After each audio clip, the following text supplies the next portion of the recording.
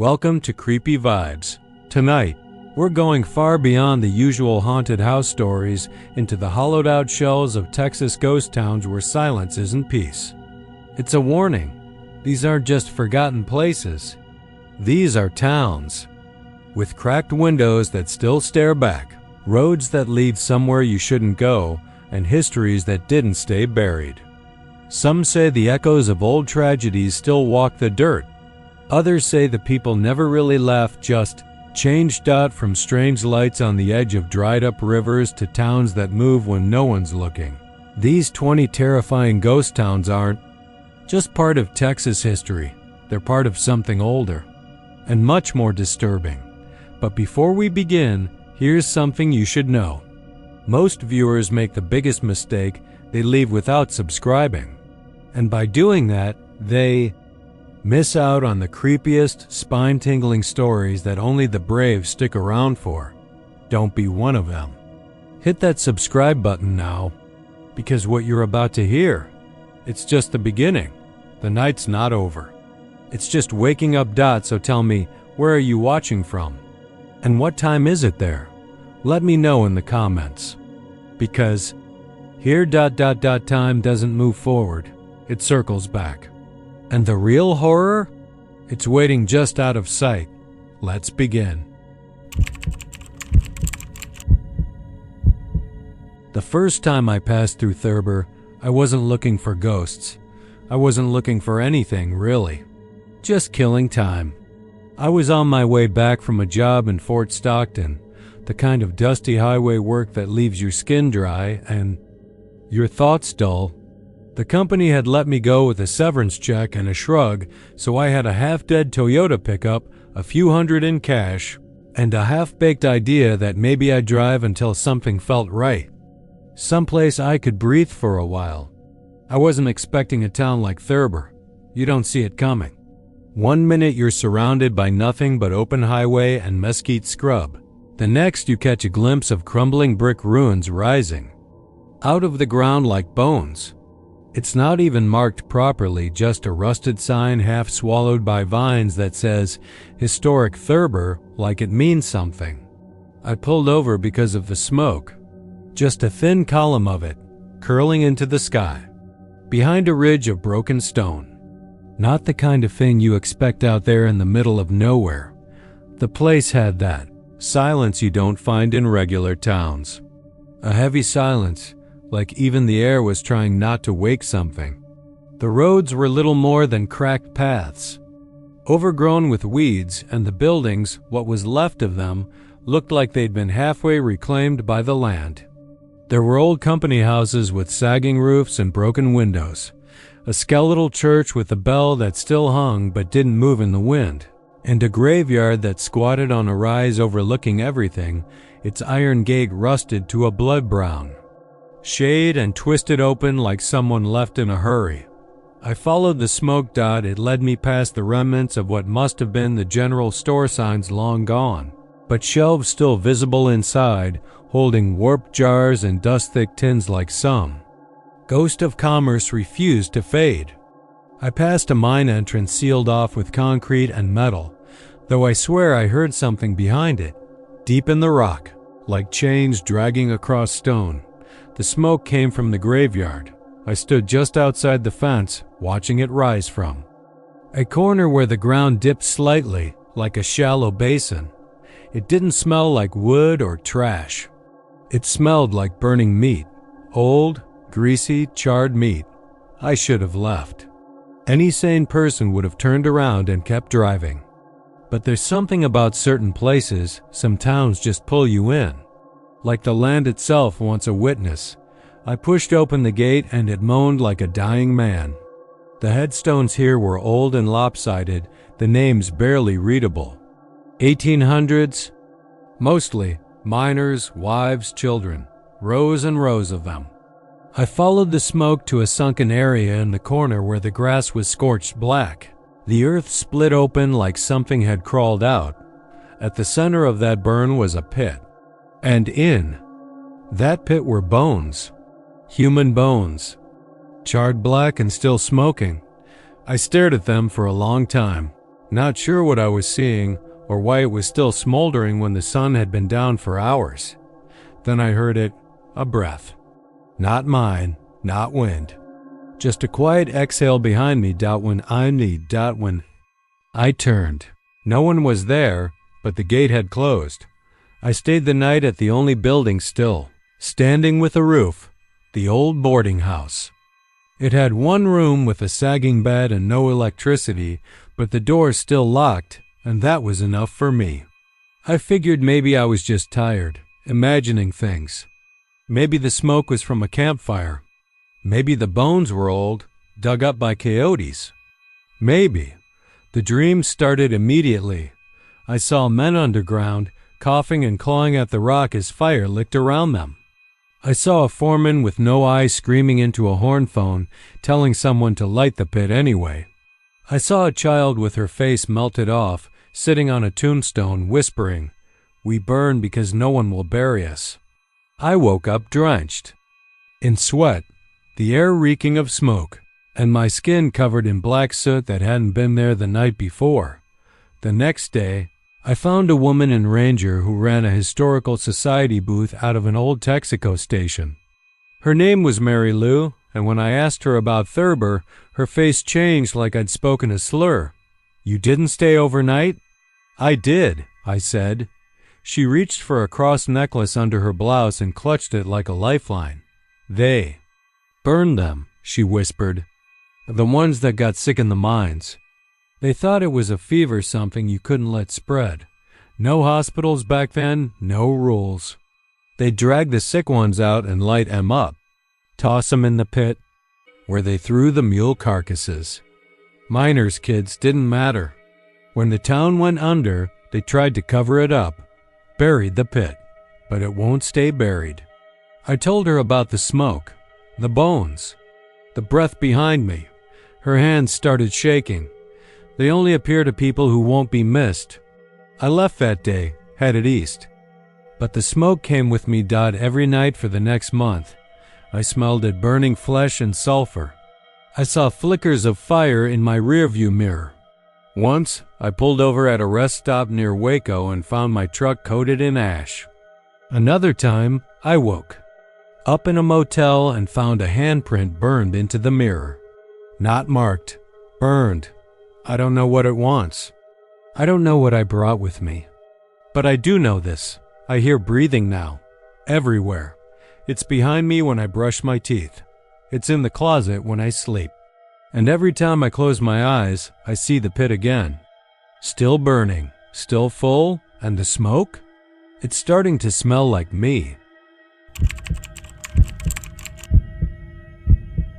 The first time it rang, I was half drunk and 3/4 pissed off, sitting on the tailgate of my truck with a warm Lone Star in my hand and a Texas sky smeared with stars above me. Midnight sharp. Not a second before, not a second after. A deep, warbling clang cut through the quiet like some old iron bell shaking off 100 years of dust and grief. I thought I imagined it. Could have blamed the beer, or the fight I'd had with my brother over Mama's will, or the fact that I was back in this miserable stretch of land I swore I'd never set foot in again. Bell. Plain isn't even on most maps anymore. A busted-up ghost town rotting in the mesquite just west of Claiborne. Founded after the Civil War, killed off by a tornado in 1902 and a cholera outbreak the following year. Folks used to say the storm didn't just tear up the buildings, it opened something. That the sickness that followed wasn't natural. That Belle Plaine was cursed. But every dying town gets those stories. What makes Belle Plaine different is the chapel.st. Adeline's was the name carved into the limestone above the warped double doors, though the G's and E were chipped off long ago. The roof caved in sometime during the Eisenhower administration, and the steeple leans like a drunk uncle at a barbecue. But the bell's still up there, big, rusted thing. Nobody ever managed to steal it. Maybe they tried. Maybe something stopped. It rang again the next night. I was sober that time, sitting in the same spot. Midnight sharp. 1 toll, not 2. not a peal. Just a single deep-throated cry from the iron belly of the chapel, like it was mourning something too old to remember. I felt it more than I heard it down in my gut, like someone grabbed my spine and twisted. That's when I started asking questions. Most folks I talked to had never even heard of bell playing. A few old-timers remembered the stories. The plague, the children that went missing, the preacher who vanished with half the congregation. Couple of amateur ghost hunters had made YouTube videos about a bad night vision. Lots of cussing, and not a damn thing caught on camera. One girl on Reddit swore she camped there and woke up with a handprint on her stomach that didn't match her own. She killed herself 6 months later. I should have left it alone, but I come from a long line of stubborn bastards. The kind who keep digging even when they smell rot. I started sleeping in the truck bed just outside the old chapel ruins. Brought equipment, a recorder, a trail cam, a drone. I even wired a motion detector to the bell tower. I set everything up, went to bed, and waited. Midnight came. The bell rang. Only this time, it wasn't just the sound. I heard my name. Swear to God, whispered clear as day, not loud, but close, too close. Like someone knelt down beside my ear while I slept and breathed it out with dirt on their tongue. Caleb? I shot up. The recorder was still running. I played it back. There was the bell louder than it ever sounded in person. Then static. Then silence. No voice. But I know what I heard. I didn't sleep the rest of the night. I just watched the church. Through the windshield, eyes stinging, nerves frayed. Around 3:13 a.m., the door creaked open. Nothing came out. Nothing went in. The camera caught nothing, though I'd swear on Mama's grave I saw a shape standing inside the doorway. Like someone too tall for their own skin. Watching. That's when I should have left. Packed up. Burned the tapes. Gone home. But I didn't. The next day I found something carved into the chapel wall. My full name. Not just Caleb. Caleb Jeremiah Boone. And below it, a date. July 16th. Today's date. I stared at that name for what felt like hours, tracing the letters. They weren't fresh. The carving was old, deep, worn down by years of wind and sun. I wasn't born when that was scratched into the wall. My daddy wasn't even born. But there it was, so I stayed another night. I don't remember falling asleep. Just remember waking up on the chapel floor. Not the truck bed. Not the ground outside. Inside. Lying on the cracked stone tiles. Mouth full of dust, the smell of mildew and rot thick enough to gag. My flashlight was gone. My gear was gone. But the bell was still above me, and I could see the rope swaying. Not swinging like from wind, just pulsing. Like something breathed through a dot, then I saw the pews full not with people. Not anymore, with impressions. Hollow shapes where people had sat. Like the wood had warped around bodies that were never warm. I walked up the aisle like I was being pulled. Like gravity worked different inside those walls. And the altar. The altar had names, dozens, hundreds, all carved into the stone, some so old they were almost illegible, but some were fresh. Fresh like mine. Caleb Jeremiah Boone, July 16th, 2025. One name below it, Thomas Boone. That was my grandfather. A man who disappeared when my dad was 3, said he ran off. Started a new life. In New Mexico or Nevada. But he never contacted anyone. Never left a trace. No photos. No death certificate. Just vanished. I ran out. Drove straight to town. Drank myself numb at a roadside bar until the bartender kicked me out and I slept behind a dumpster. When I got back to my apartment the next day, every mirror in the house was broken. Not shattered, cracked, long vertical lines right down the middle. Like someone had looked through them too hard. My phone had one voicemail, no number. Just static and one word whispered right at the end. Tonight. So now I'm here. Again. Parked outside the chapel. Watching the sun go down behind the hills. The shadows stretching long across the brittle grass. I can hear the wind rattling the broken boards. Smell the smoke from a fire that hasn't burned in 100 years. I think I know what the bell does. It remembers dotted rings for the ones who never left, the ones who died screaming or vanished into the walls or were swallowed by the storm that never really stopped.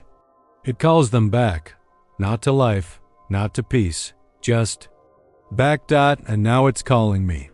Midnight's coming. The rope's already swaying. The first time I heard about Indianola, I was 11 years old, sitting in the back of my Uncle Ray's truck as he baited crab traps down near Matagorda Bay. He spit tobacco juice into the brackish water and pointed out across the foggy inlet. Used to be a city out there, he said, squinting. Bigger than Galveston. Then the water took it. Twice. Now all that's left are ghosts and oysters. I didn't believe him. I thought he was just trying to scare a kid into keeping his hands out of the crab pots. But even then, I remember feeling something heavy in the air, like the tide was holding its breath. Years passed. I moved away, forgot all about Indianola, until I didn't doubt it was a story in the paper that brought it back. A local fisherman had vanished off the coast. Boat washed up on Powderhorn Lake, motor still idling. His name was Luke Carter. They found his tackle box, a sandwich in a cooler, even his boots set neatly by the bow like he was about to go wading. But no Luke. Search parties swept the coast for days. Nothing. One of the volunteers, a grizzled woman named Mrs. Yancey, was quoted in the paper saying, "That town gets hungry sometimes." I warned him. I told him you don't anchor near Indianola when the fog rolls in. Most folks dismissed it. But that line lodged in my brain like a splinter. You don't anchor near Indianola when the fog rolls in. 6 months later, I took leave from my job in Houston. Stress, the doctor said. Anxiety, maybe depression. I didn't tell him that I was waking up at 2:17 a.m. every night, drenched in sweat, with the sound of distant church bells in my ears. I hadn't heard bells like that since my grandmother dyed bells with weight, not some digital chime. And every time I saw a shoreline in my dreams. Long, empty, except for a broken steeple, barely rising from the surf. I had to see it for myself. The trip to Indianola was uneventful. It's not a real town anymore, just scattered beach houses, RV parks, and shrimp boats rusting along the shore. A historical marker sat near an old pier commemorating the hurricane of 1886. It was all sunshine and seagulls that day, no hint of anything wrong. I almost turned around. But something in me said, wait. That night, I slept in my car near the beach, windows cracked to catch the sound of waves. Around midnight, the wind shifted. Fog rolled in like it was pouring from a faucet, thick, cold, and unnatural. I sat up, eyes scanning the water, and that's when I heard it. Faint but clear, a hymn. The old kind, slow and sorrowful, full of God and judgment and fire. Come the sinners, poor and needy. The melody drifted in waves as if carried on currents that didn't belong to this world. I got out of the car. I don't know why. I just started walking toward the sound. The sand was wet and clung to my shoes like glue. The fog was so dense I couldn't see 10 feet ahead, but the hymn was getting louder. And then the air changed. It was subtle, like stepping through a veil. One moment I was on the beach. The next I was on a cobbled street. Not a single tourist in sight. No lights, no signs. Just rows of wooden buildings, blackened with salt and age, their windows empty. Their doors swaying in a wind I couldn't feel. It was like a town had risen out of the sea. Indianola. I should have been afraid. I should have run. but my feet wouldn't move that way. The hymn echoed off the empty walls, and I followed it, past shuttered storefronts with names like Miller and Sons Dry Goods and Schoenfeld Apothecary. Everything looked old, too old, like it hadn't been touched since the 1800s. The church sat at the end of the street, its spire cracked in half, bell tower swaying. Water lapped at its foundation. I stepped inside. The pews were full, every single one of them occupied by people soaked to the bone. Their clothes were ragged, their skin pale and sagging like they'd been pulled from the bottom of the Gulf, but they were singing. Every mouth moved in perfect unison. Some held hymnals that crumbled like ash when they turned the pages. The preacher stood at the pulpit, face obscured by a wide-brimmed hat, hands clasped over a ruined Bible. I couldn't see his eyes, but I felt them lock on me like nails being driven into wood. The singing stopped. I don't remember what he said, only that his voice was like water gurgling through a drain-wet, endless wrong. And then I blinked. Just once. When I opened my eyes, I was back on the beach, alone, drenched, kneeling in wet sand with salt crusting my lips and blood on my palms. My watch had stopped at 12:03. The fog was gone. The tide had pulled back. I drove away that night. Never looked back. But Indianola didn't forget me. The dream started again. Every night, the bell. Every night, the hymn. Sometimes I wake with seaweed wrapped around my ankles. Once I found an oyster in my bed, still alive, still wet. Another time, I cut my hand and the blood smelled like salt. I started researching. Turns out Luke Carter wasn't the first to vanish, not even close. Every decade or so, someone disappears.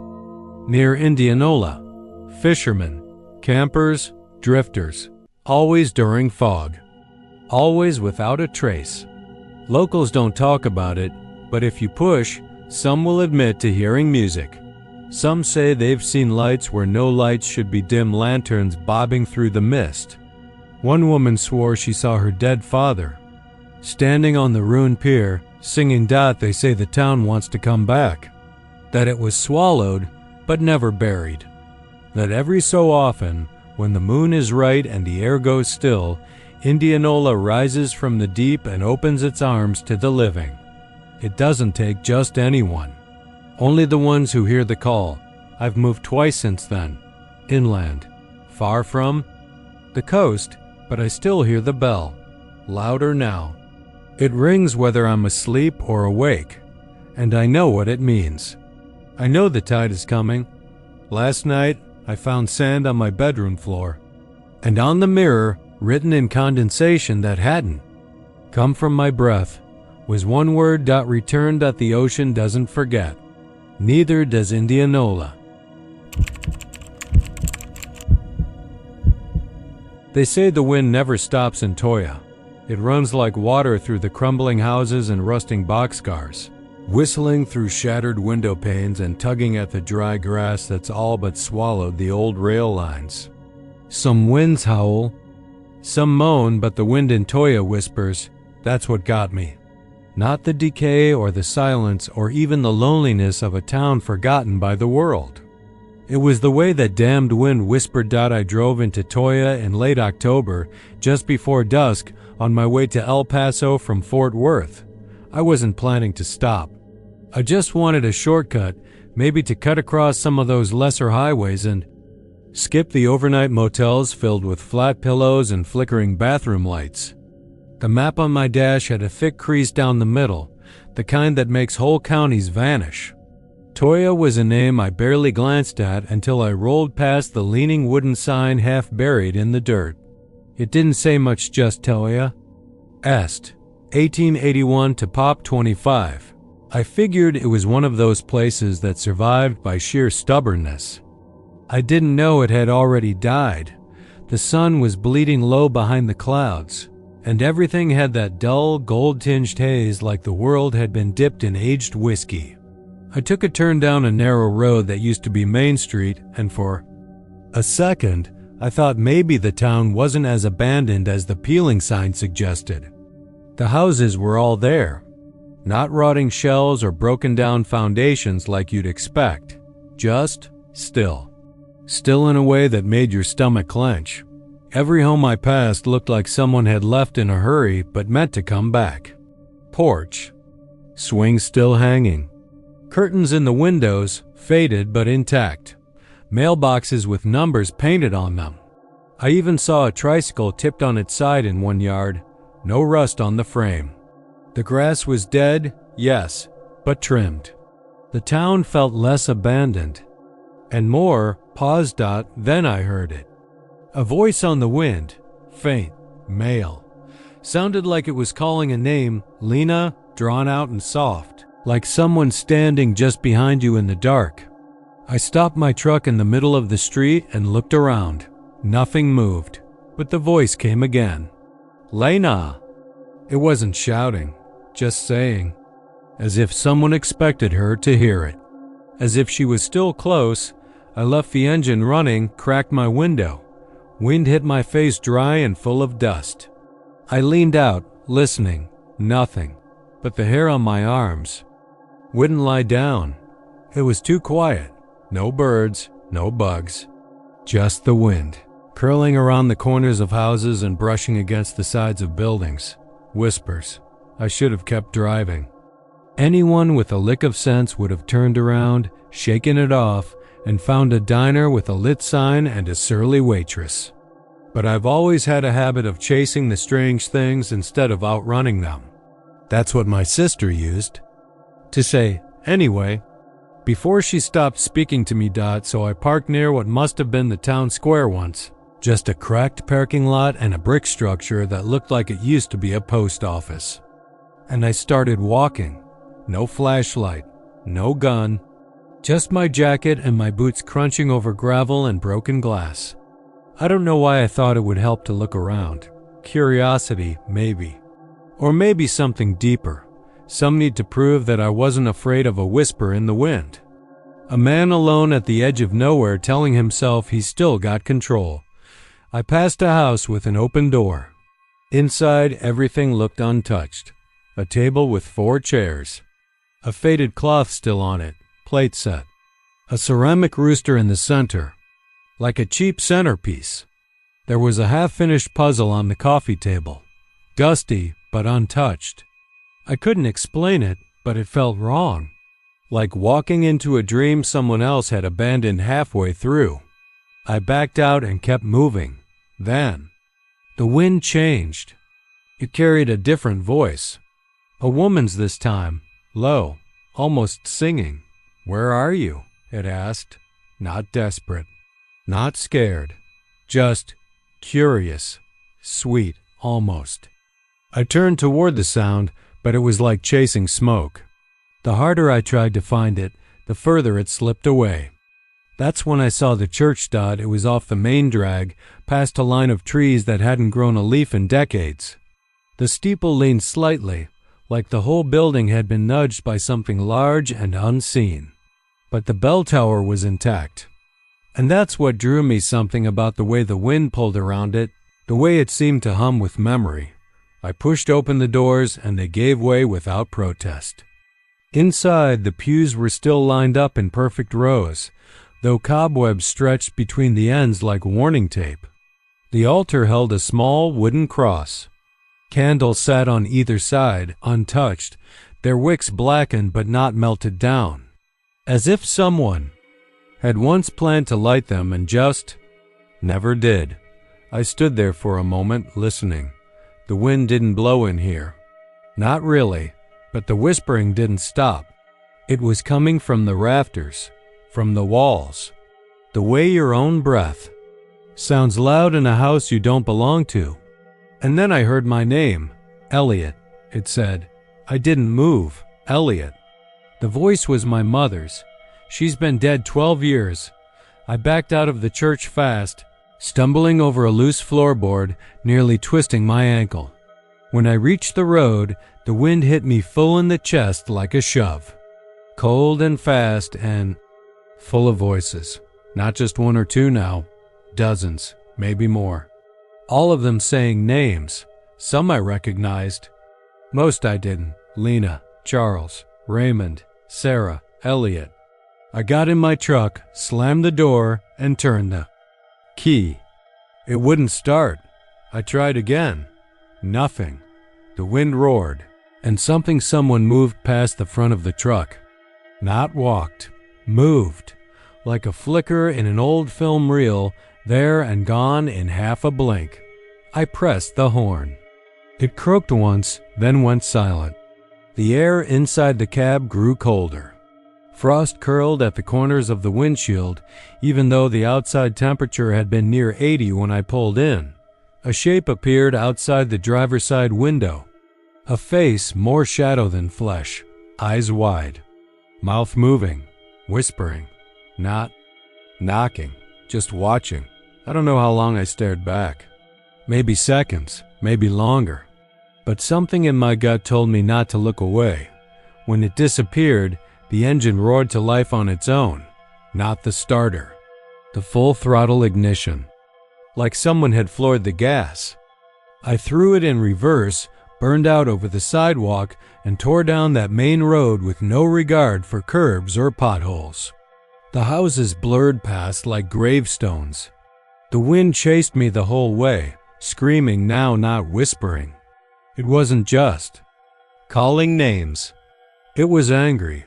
I didn't stop until I reached Pecos. I parked at a truck stop, sat there until dawn, and then kept driving. I never told anyone, not until now. Because sometimes, late at night, I hear the wind again, even when I'm indoors. Even when the air is still, I hear it whispering names I don't know. And when I do Elliot, over and over, and last night I heard another Lena. It came from my daughter's room. The old town of Jefferson had the look of a place halfway between dream and memory, the kind of southern hush that settled deep in your bones and made the world feel thinner. In its heyday, the steamboats puffed up Big Cypress Bayou with a FMPUSF kind of purpose that gave men money and gave women something to dress for. But now, 100 years too late, the water had slowed, the industry had dried up, and most of the grand homes stood like stubborn widows refusing to remarry. The air there felt like it had weight, heavy with moss, with history, with things best left behind. People still passed through, mostly tourists, drawn by antique shops and ghost tours. They'd come for the charm, the faded glory. Some stayed overnight and told stories in hushed voices after too much wine about flickering lanterns on the water, whispers behind doors that hadn't opened in years, and the odd sensation that the town was remembering things you never lived. But the locals, they kept their eyes low after dark, especially near the tracks. The train no longer stopped in Jefferson. Hadn't for decades. But the tracks still cut through the south end of town, a forgotten scar where iron rails shimmered under moonlight. That's where it happened, they said. That's where the sleepwalkers came. I didn't believe in ghost stories. At least not until October last year, when I stopped in Jefferson after my father died. He hadn't lived there, but for some reason, that's where the lawyer said he wanted his ashes scattered. No explanation. Just a line in his will, written in his tight, strange script. Scatter me where the sleepers cross. I didn't even know he'd ever been to Jefferson. But grief does funny things to your judgment. It makes you follow instructions you'd laugh at under normal circumstances. I booked a room at the Excelsior House Hotel, a place with too many hallways and too few guests. The floors creaked like they didn't want me there. The man at the front desk barely looked up when I checked in, just handed me a real brass key and said, "Room 204. Try not to wander too late." That first night I couldn't sleep. Part jet lag, part that peculiar tension that settles in places where too many things have happened. The window in my room overlooked the back alley, and beyond that, the tracks. I found myself staring at them more than I meant to. Around 2:40 in the morning, I saw something. It looked like a girl, barefoot, in a white nightgown that fluttered around her knees, standing dead center on the tracks. Her posture was off, arms stiff by her sides, chin tilted downward. Like a doll left standing too long in the heat, she took a step, then another, and kept walking. She didn't react to the train that tore through 2 minutes later, its horn cutting the night wide open. I flinched, but when I looked again, she was gone. I told myself I imagined it. Maybe I'd been nodding off. The eyes played tricks in the dark, but the next night I saw her again. This time she wasn't alone. 2 more figures joined her, an old man in what looked like suspenders and a child barely tall enough to peek above the rails. They didn't speak, didn't look at one another, just walked, single file, across the tracks. And then they vanished, same as before. By the third night, I couldn't pretend it was a dream. I stayed up with the lights off, camera and hand phone, set to record. I watched, heart beating a little too loud, as 5 of them appeared this time. Each emerged from different corners of the darkness, as though stepping out from between folds in the air. One wore a train conductor's cap, another was missing a shoe. Their faces were blurred, unfocused, like the lens of memory smeared with grease. They walked slowly, deliberately. When the train came, I braced myself, expecting carnage. But they were gone before it reached them, like the whistle blew them back into the earth. The next morning, I showed the footage to a woman at the coffee shop by the old opera house. She was in her 60s, probably older, with stiff white hair and a bitter laugh. "You won't catch them on film," she said. "They're not for cameras. They're for people who stay too long." "What are they?" I asked, keeping my voice low.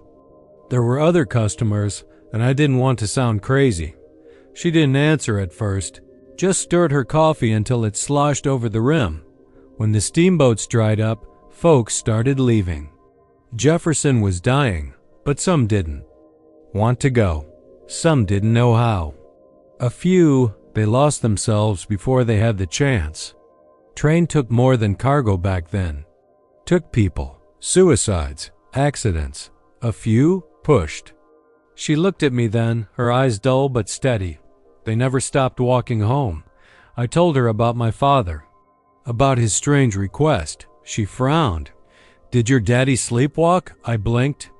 "No, at least, not that I ever saw." Sometimes it skips a generation. Sometimes it don't show till you come back.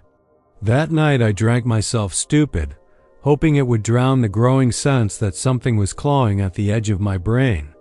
I dreamed of the tracks, of cold steel under bare feet, of a long, low whistle that vibrated in my spine like a warning too late to heed. And when I woke, I was outside, standing in the gravel near the tracks. I was barefoot. My hands were trembling. My mouth tasted like rust. I hadn't walked there. I would have remembered, wouldn't I? My shoes were still in the hotel room, lined up by the bed.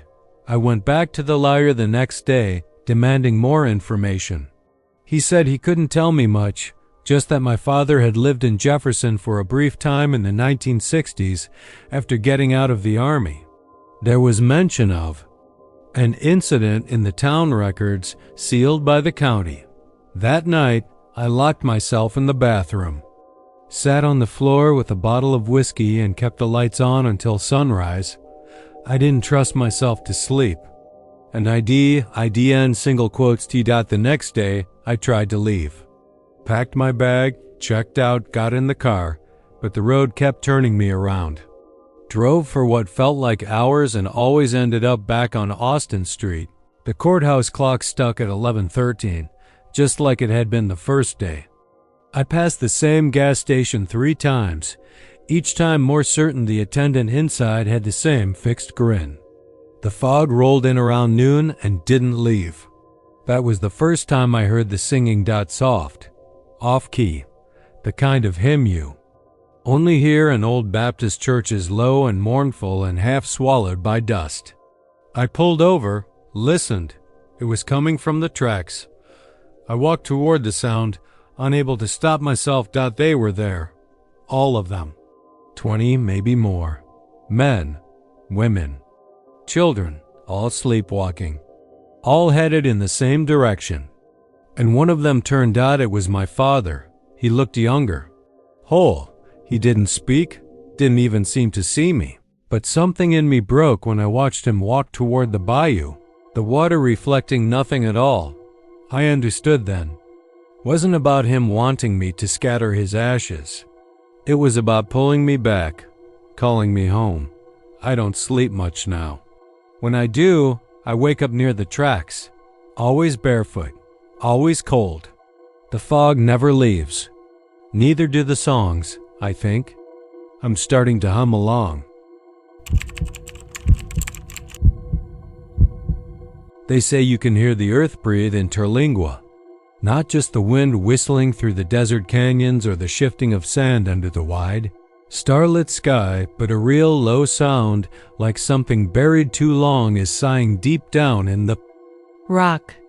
And every Halloween, just after sundown, that sigh becomes louder, becomes something wet and hungry. And the dirt in the old cemetery starts to move. I never believed that, not really. I grew up around Terlingua, spent half my childhood, baking under the sun with nothing but buzzards for company and the distant shimmer of Big Bend on the horizon. The kind of place where time didn't just slow down, it curled up and died. The mines had been dry long before I was born, the mercury run tapped out and left behind with ghosts and poison dust. Tourists still came, sure, chasing cowboy ghosts. And roadside novelty, but they didn't stay past dark. And no one local would touch the cemetery unless they had to dot it sat behind the ruin of the old Chisos mine. Crumbling stone walls and rusted ore carts bleaching in the sun. The graveyard wasn't fenced. Just rows of crude stone markers and wooden crosses leaning like they'd been drunk for a century. Some graves had names, others had nothing but dates. And some had neither, just small mounds slowly disappearing into the cracked soil. They called it the Ghost Town Cemetery, but that wasn't quite right. The ghosts weren't trapped. They wandered. I came back to Terlingua when my father died. Got a call from the sheriff that he'd keeled over in the trailer, whiskey bottle in hand, and the TV blasting static. Sighed I was listed as next of kin, even though we hadn't talked in 10 years. Didn't matter. I packed a bag, took the long drive down from Lubbock, and found the town smaller than I remembered. Most of the buildings hadn't changed. The cemetery looked worse, like something had been chewing at the edges of the graves. Dad hadn't been. A religious man, but he left instructions. He wanted to be buried next to my mother. She died when I was 7. I barely remembered her face, but I remembered that funeral standing next to a pine box in that damned graveyard. My shoes sinking into the loose dirt like the ground was trying to pull me down with her. Dad hadn't shed a tear. Just stood. There, hands in pockets, staring at the mountains like they had something to say. Now it was his turn. The undertaker was a guy named Clay Dorsey, same age as my father, face like a weathered saddle. He didn't ask questions, just handed me a clipboard and a shovel. Said the backhoe broke down last year and nobody'd fixed it. Said the ground was soft anyway, you'll see. I didn't like the way he said it, like he knew something. I didn't, like the dirt had a mind of its own. I dug in the early morning, long before the heat set in. The earth was dry up top, brittle, almost powder, but 2 feet down, it changed. Turned dark and damp, clinging to the shovel like wet clay. I hit something, soft roots maybe, or old cloth, and the air got heavy. The hole filled itself in a little when I stepped away to wipe the sweat from my eyes. I told myself it was just settling, just gravity. But I could have sworn it moved when I wasn't looking. The funeral was quiet. Just me, Clay, and an old woman who claimed to be my aunt, though I didn't recognize her. She left before the coffin hit bottom. I stayed to cover it myself, watching the wood sink into that wet black earth like it belonged there. After it was done, I walked the cemetery alone, noting how many graves looked like they'd shifted, tilted like bad teeth in a rotting jaw. Some of the headstones had sunk halfway in. Others were broken, as if something had pushed up from underneath. That night, I stayed in the old trailer. Couldn't sleep. I kept hearing things, low, muffled sounds like breathing or maybe whispering. Once I thought I heard a name. My name, I blamed the wind. Blamed the desert playing tricks. But on Halloween night, I went back to the cemetery. I don't know why. Maybe I was drunk. Maybe I wanted to prove to myself that I was still sane, that the stories were just stories. The sky was clear, full of stars so bright it felt like they were watching me. I brought a flashlight, but it barely helped. The light seemed to shrink around the edges like something was swallowing it. The graves had changed again, more tilted. Some had fresh cracks along the sides, even though no one had been buried here in months. And the air was thicker. Not cold, not warm, just heavy, like it was full of something invisible. I walked past my father's grave. The dirt was wet. Not damp, wet, like fresh mud, even though it hadn't rained in weeks. And then I heard it, a low inhale. Not the wind. Not the trees. It came from the ground. A slow, deliberate breath, like something vast and ancient was just beneath the soil. Waking up after a long sleep, the grave shifted. I saw it. A cross tipped forward and snapped clean in half. Another grave gave way entirely, the ground splitting like it had been hollow underneath. A smell came up, old meat and copper and something sour, like rot soaked in mercury. I stepped back, dropped the flashlight. It flickered, then died. In the starlight I saw shadows moving, not above, but beneath the dirt, pulsing shapes like hands pressing against thin cloth, trying to push through. I ran, didn't think, didn't stop until I hit the trailer. Locked the doors, closed the blinds, and didn't sleep a damn second. I left the next morning. Didn't pack, just drove. I didn't even look back until I hit the main road. From the highway, you could still see the tip of the mine shaft tower and just beyond it, the low hill where the cemetery lay. But on that morning, it looked taller, like the land had swelled.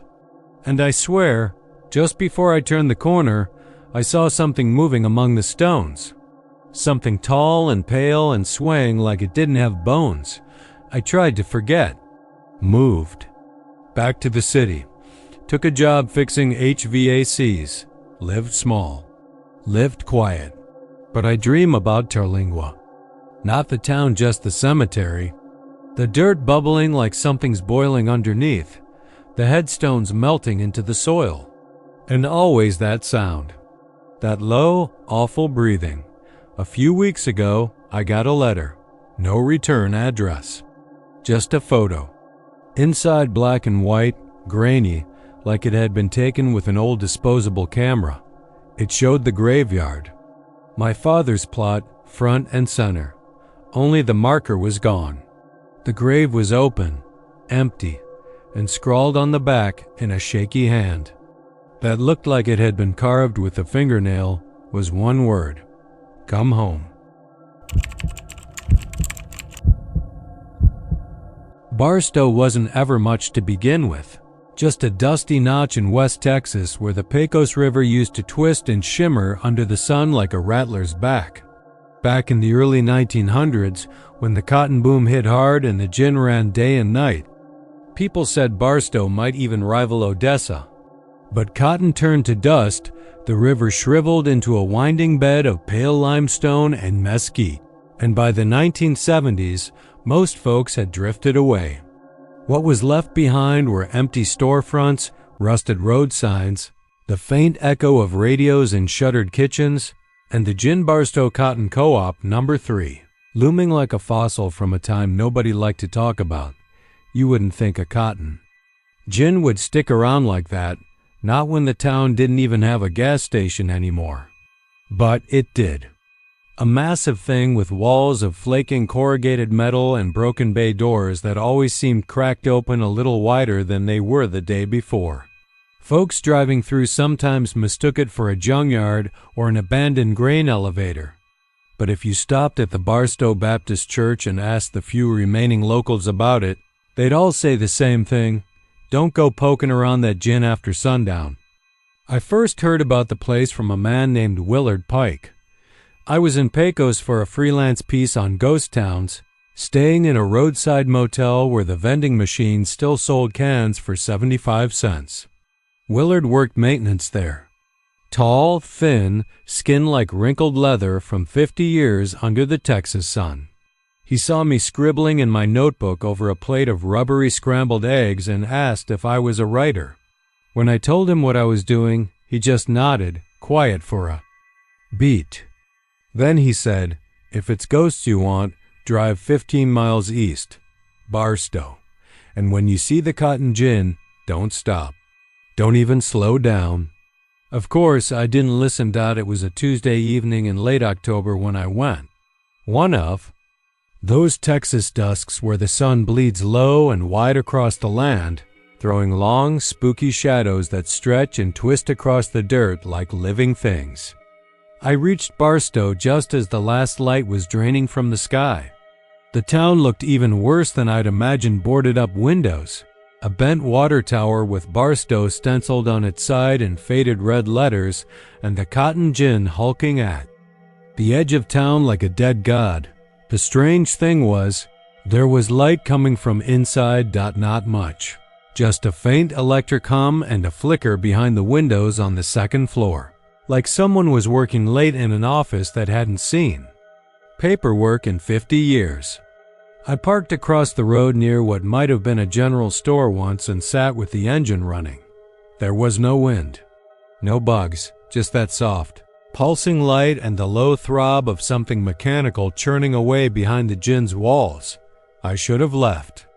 I know that now. But there's something about places like that, something that pulls at you.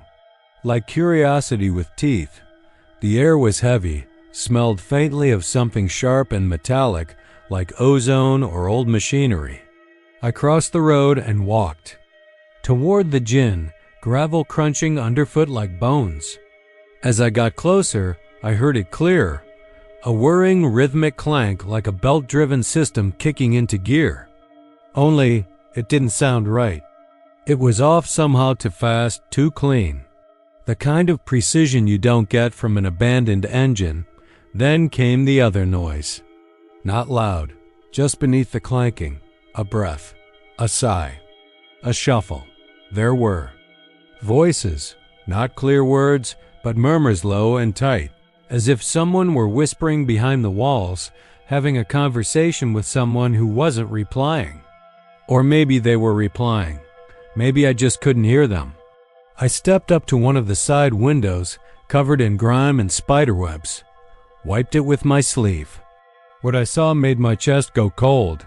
Inside, the machinery was moving. Belts spun. Rollers turned. The air shimmered with dust. And in the middle of it, a man stood at one of the consoles, hunched, moving slowly, feeding phantom cotton into a feeder that wasn't connected to anything. He didn't look up. Didn't flinch. Just kept working, methodical, like he'd been doing it for 100 years and had 100 more to go. I stepped back. I didn't run, not yet, but I felt it. That old, primal whisper that lives somewhere in the gut and doesn't need words to scream, get out. Still, I circled around to the back. I don't know why. Maybe I thought I could get a better look. Maybe. I thought I'd imagined it. I found one of the side doors open, hanging slightly ajar. Cool air leaked from it, far colder than it should have been on a warm Texas night. I pushed it with my foot. It swung inward on rusted hinges, moaning like something waking up. Inside, the floor was layered in decades of lint, thick and soft like snow. The machines clanked and groaned overhead, but the belts weren't connected to anything. No power. Lines, No generators, no cords. They moved anyway. I stepped further in, feeling my breath fog in the cold. And then I saw them, not just one man now. There were 3, maybe 4. All in overalls, old-fashioned, grease-stained. Their faces were slack, eyes milky, skin the color of candle wax.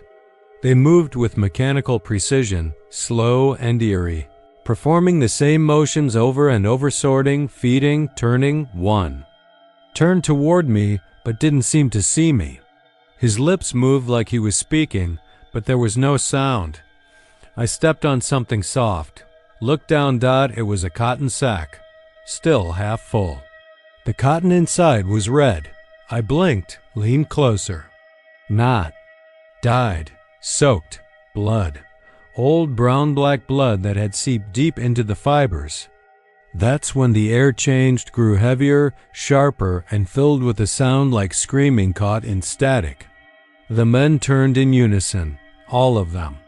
Their heads pivoted toward me like puppets on invisible strings, and then they began to walk, slow. At first, stiff, but the closer they got, the smoother they moved, like they were remembering how to be human again.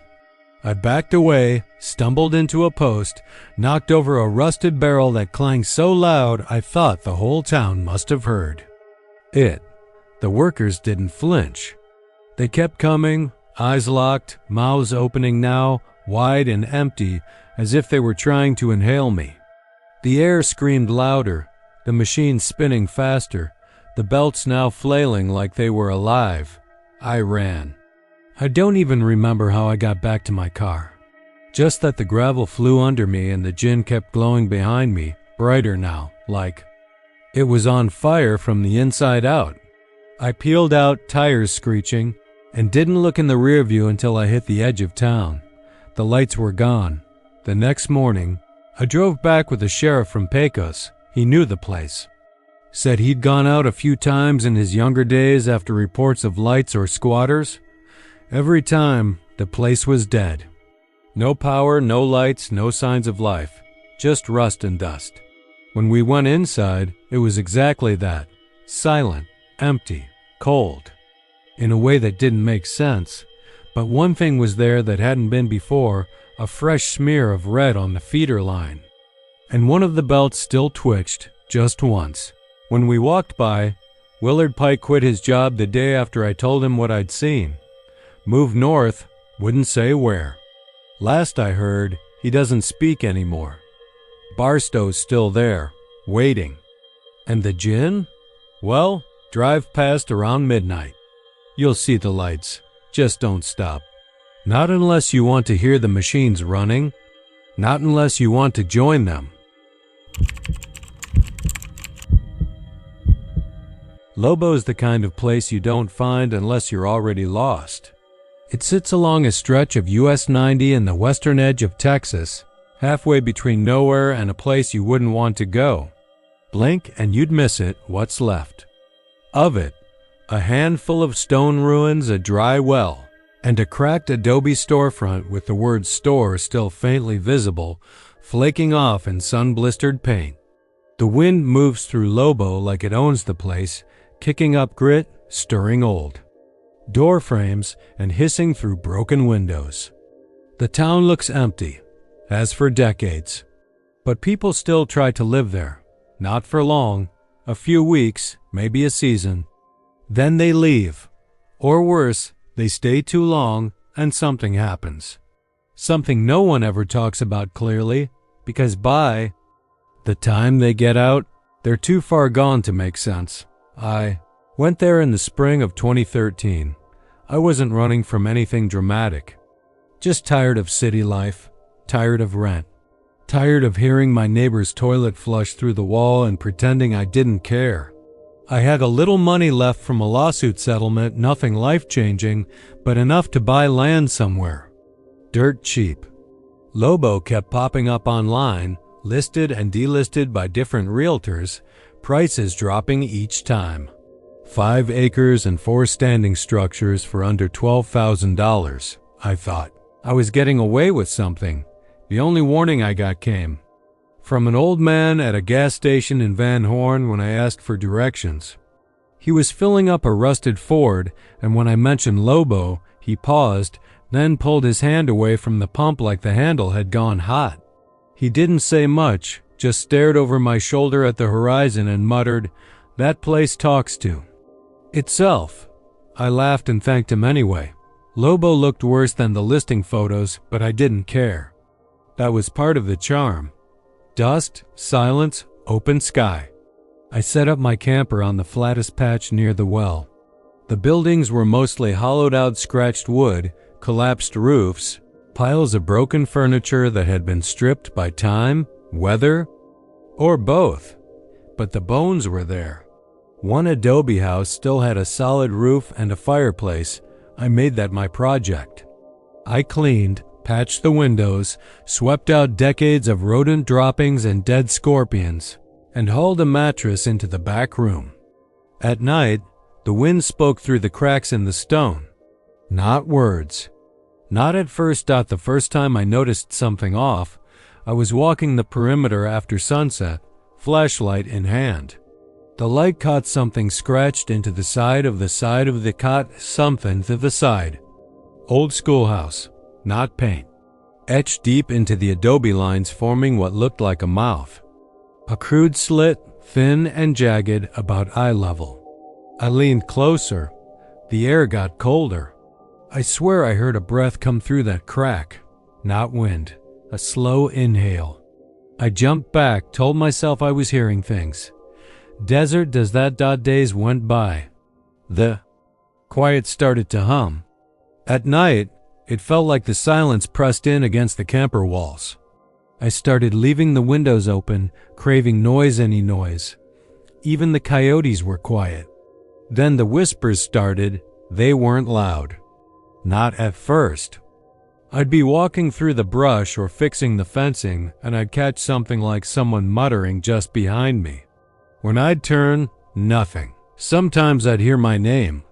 Just once, quick and quiet, like someone testing it out. I tried to ignore it, drank more. Slept less. It got worse inside the house. The fireplace began to smell like burnt hair. Not smoke. Hair. And behind that, something sweeter. Rotted fruit. Something long dead. I cleaned it out twice, but the smell always came back at night. One morning I woke to find ash spread in a perfect ring on the floor. No footprints. No wind had come through. I swept it, tried not to think about it. By the second month, I stopped calling it weird. I started calling it them. The whispers became constant.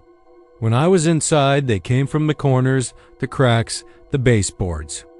When I was outside, they drifted from the dry well, from inside the dead trees, even from beneath the earth.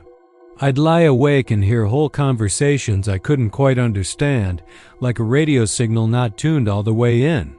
I could pick out a few words. Dig. Again. Stay. Remember. I started to dream things I don't think were dreams. I'd wake up with my mouth dry and full of dirt.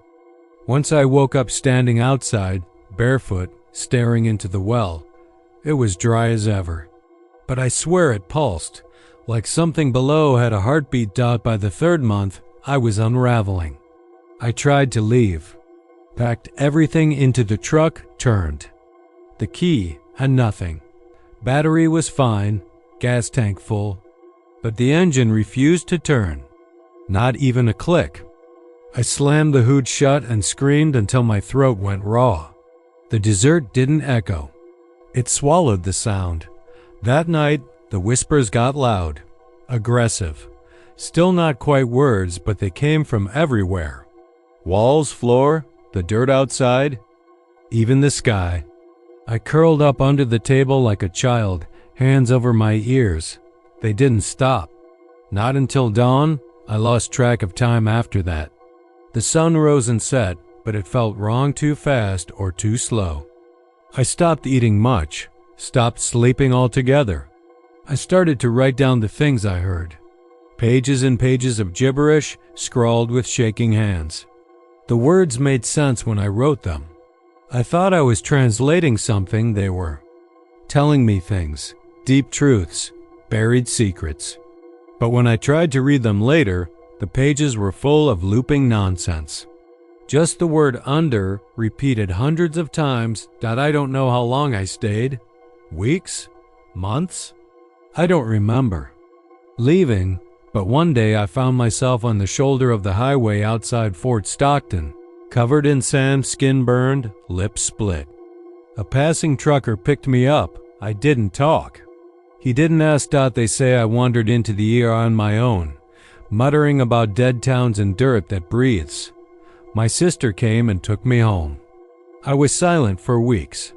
They said it was heat stroke or PTSD. They never found the camper. No one's found it since. Sometimes, in the middle of the night, I still hear it, the whisper, just under the noise of the ceiling fan. Just behind my breath, it says my name. It tells me the dirt remembers. It says I left something behind. They keep selling Lobo. New buyers, every year. Artists, off-gridders, adventurers. None of them stay long. One woman went missing in 2019. Her camper was found miles off the road, flipped on its side, the inside, filled with fine reddish sand. The word again was carved into the roof. Don't go to Lobo. Don't listen to the wind. If you do, don't answer. It doesn't want you to stay. It wants you to join. And it never, ever forgets.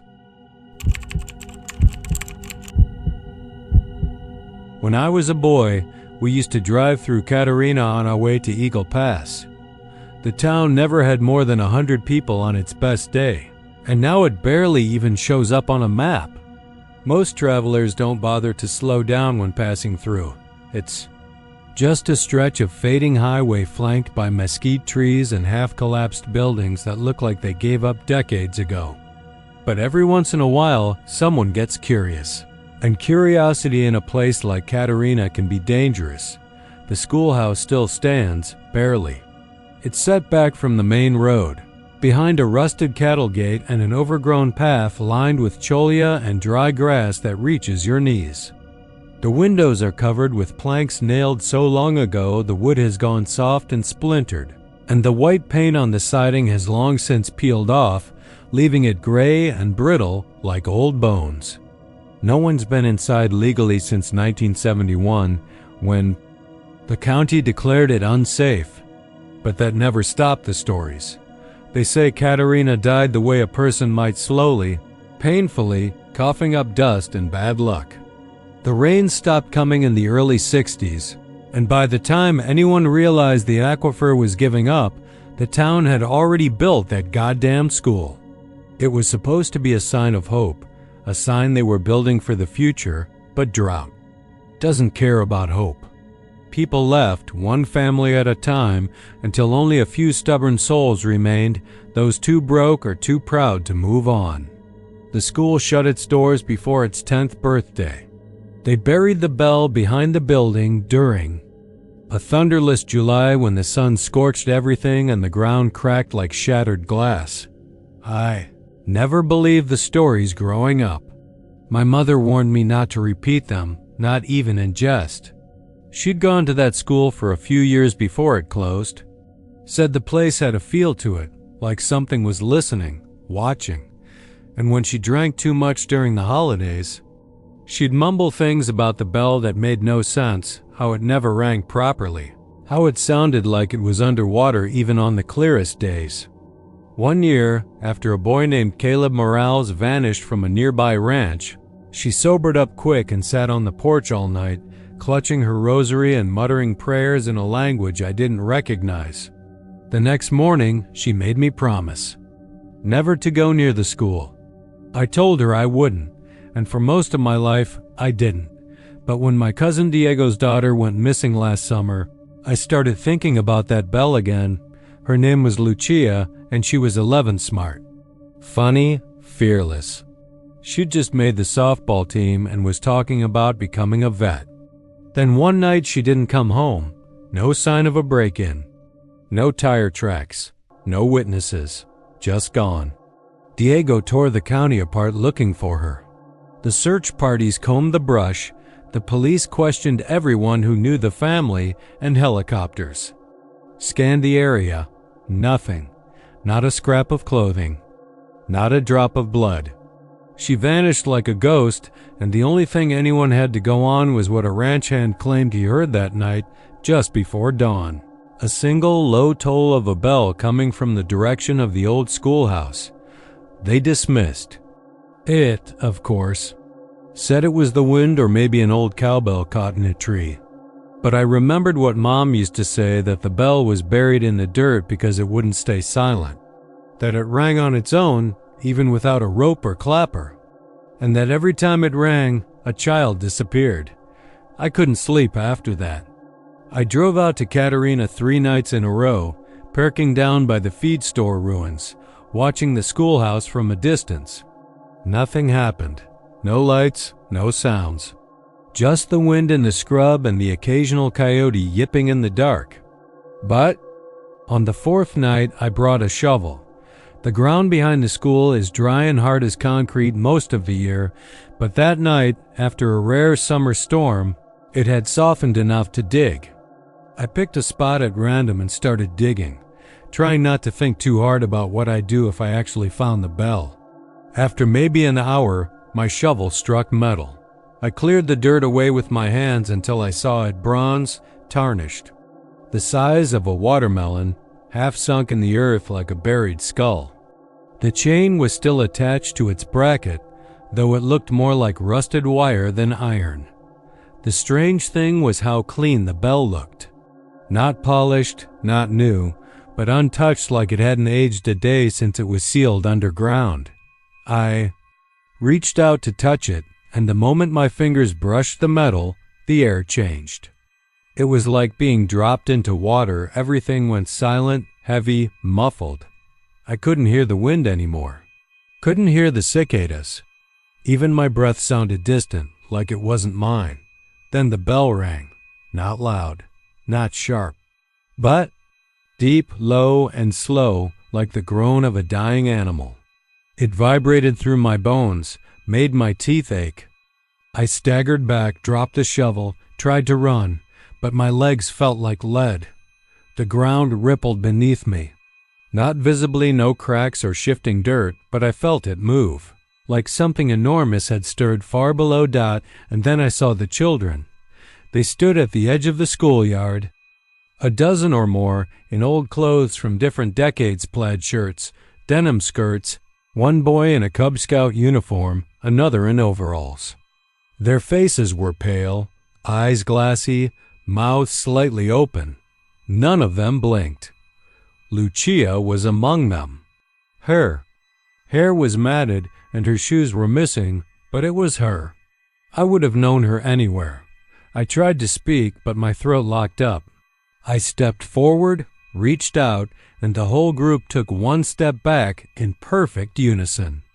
I froze. They didn't look angry. They didn't look scared. They looked empty. Then they turned, all at once, and began walking toward the schoolhouse.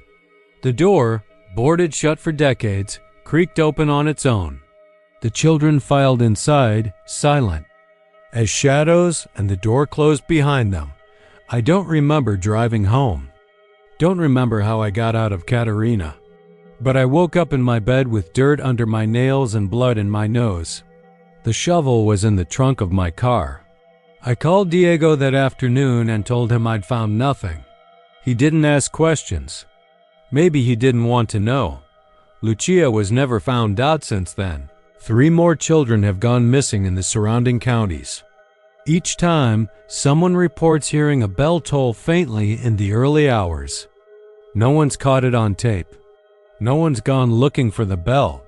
They buried it for a reason, and I think now I know why. Because Catarina never gave up its dead. It just waits quiet, patient, listening for someone foolish enough to dig up what should stay buried. And when that bell rings again, someone else's child will follow it into the dark.